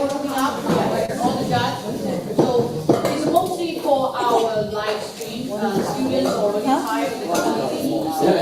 For us, we still have a streamline for the whole morning. So Ina, you have yours, I think, yeah. Why am I paying for gas? Paying gas money.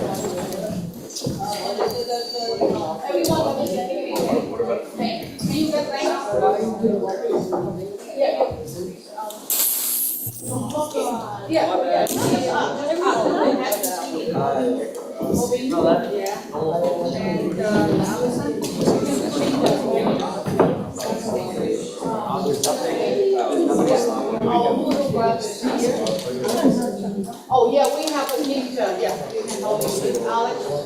Yeah, you can put an office now because it's the teacher and Jay is coming later. That's my idea, by the way. That's a word for word copy of. Have similar ideas. No, that's a word for word copy of project. I was also an instructor. Oh, yeah, not for this section. One will bring you. Let's forward it on the line. And Bill, yeah, Bill. And Dino. Have to move a little bit on the other direction. Alex, everyone have one? Yeah, and then Bill, because you coming last night, so we didn't count your name. But all the people that you haven't passed the name, Dino, this is your name. Okay. We don't have to take picture with the award. But yes, that's fine. Yeah, do everyone have? Yeah. And one. I think there's one more. One. Chong, yes. Okay. And we want to show you what that, right? So, yeah. Everyone have one? Yeah, this is first year we're really, school going, better. Let's get the picture first. Yeah. And then you have to look at the camera. Yeah. You have to move, okay? Yeah, so much online, yes. Okay, good. Okay, yeah. But, Naveen, you want to come? Okay, smile.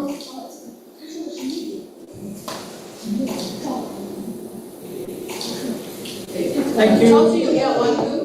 Okay, so before you leave, I want to see, so this is for Dino. Dino, I got your book.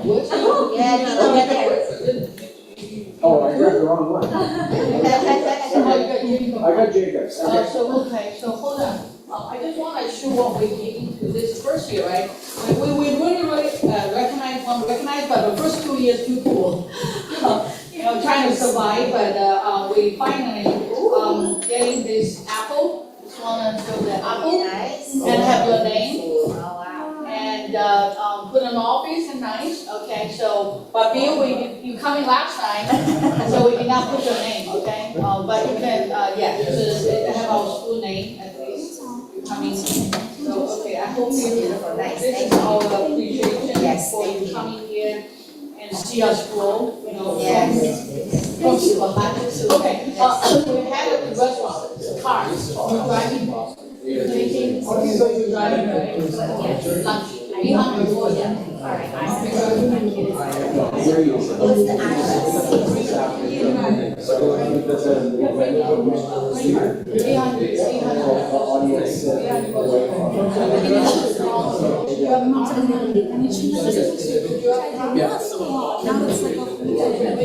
Maybe you will, I will take the satay. And now I want to take you're gonna go to grab your daughter. Yeah, okay, taking them to 800 road, and then you go, you're taking Bill, okay, taking Bill, you're taking two of them. Okay, oh, you wanna drive, oh, you drive. What's the 800 taxi. Okay, so then you skip this, same thing. So, okay, maybe you go with Sakai, because I already ordered a shirt. 800, your car is better. So Sakai, go with Dr. Song. Okay. So Rachel and Dr.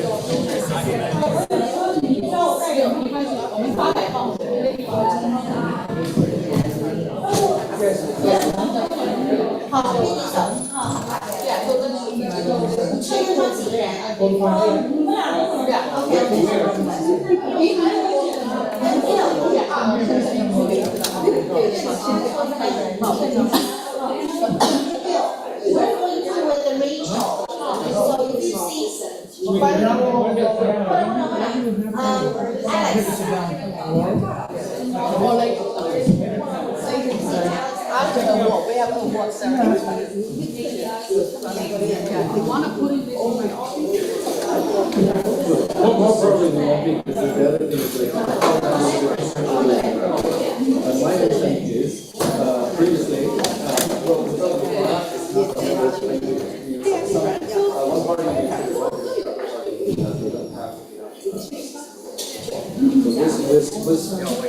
Are you going to the restaurant? Oh, yes. Are you have more pay, Bill? Oh, yes, I can. Okay, Bill, will you go with Alice or will you go with Song Dong? Yeah, we're going to the restaurant. So, what's coming out, let me know.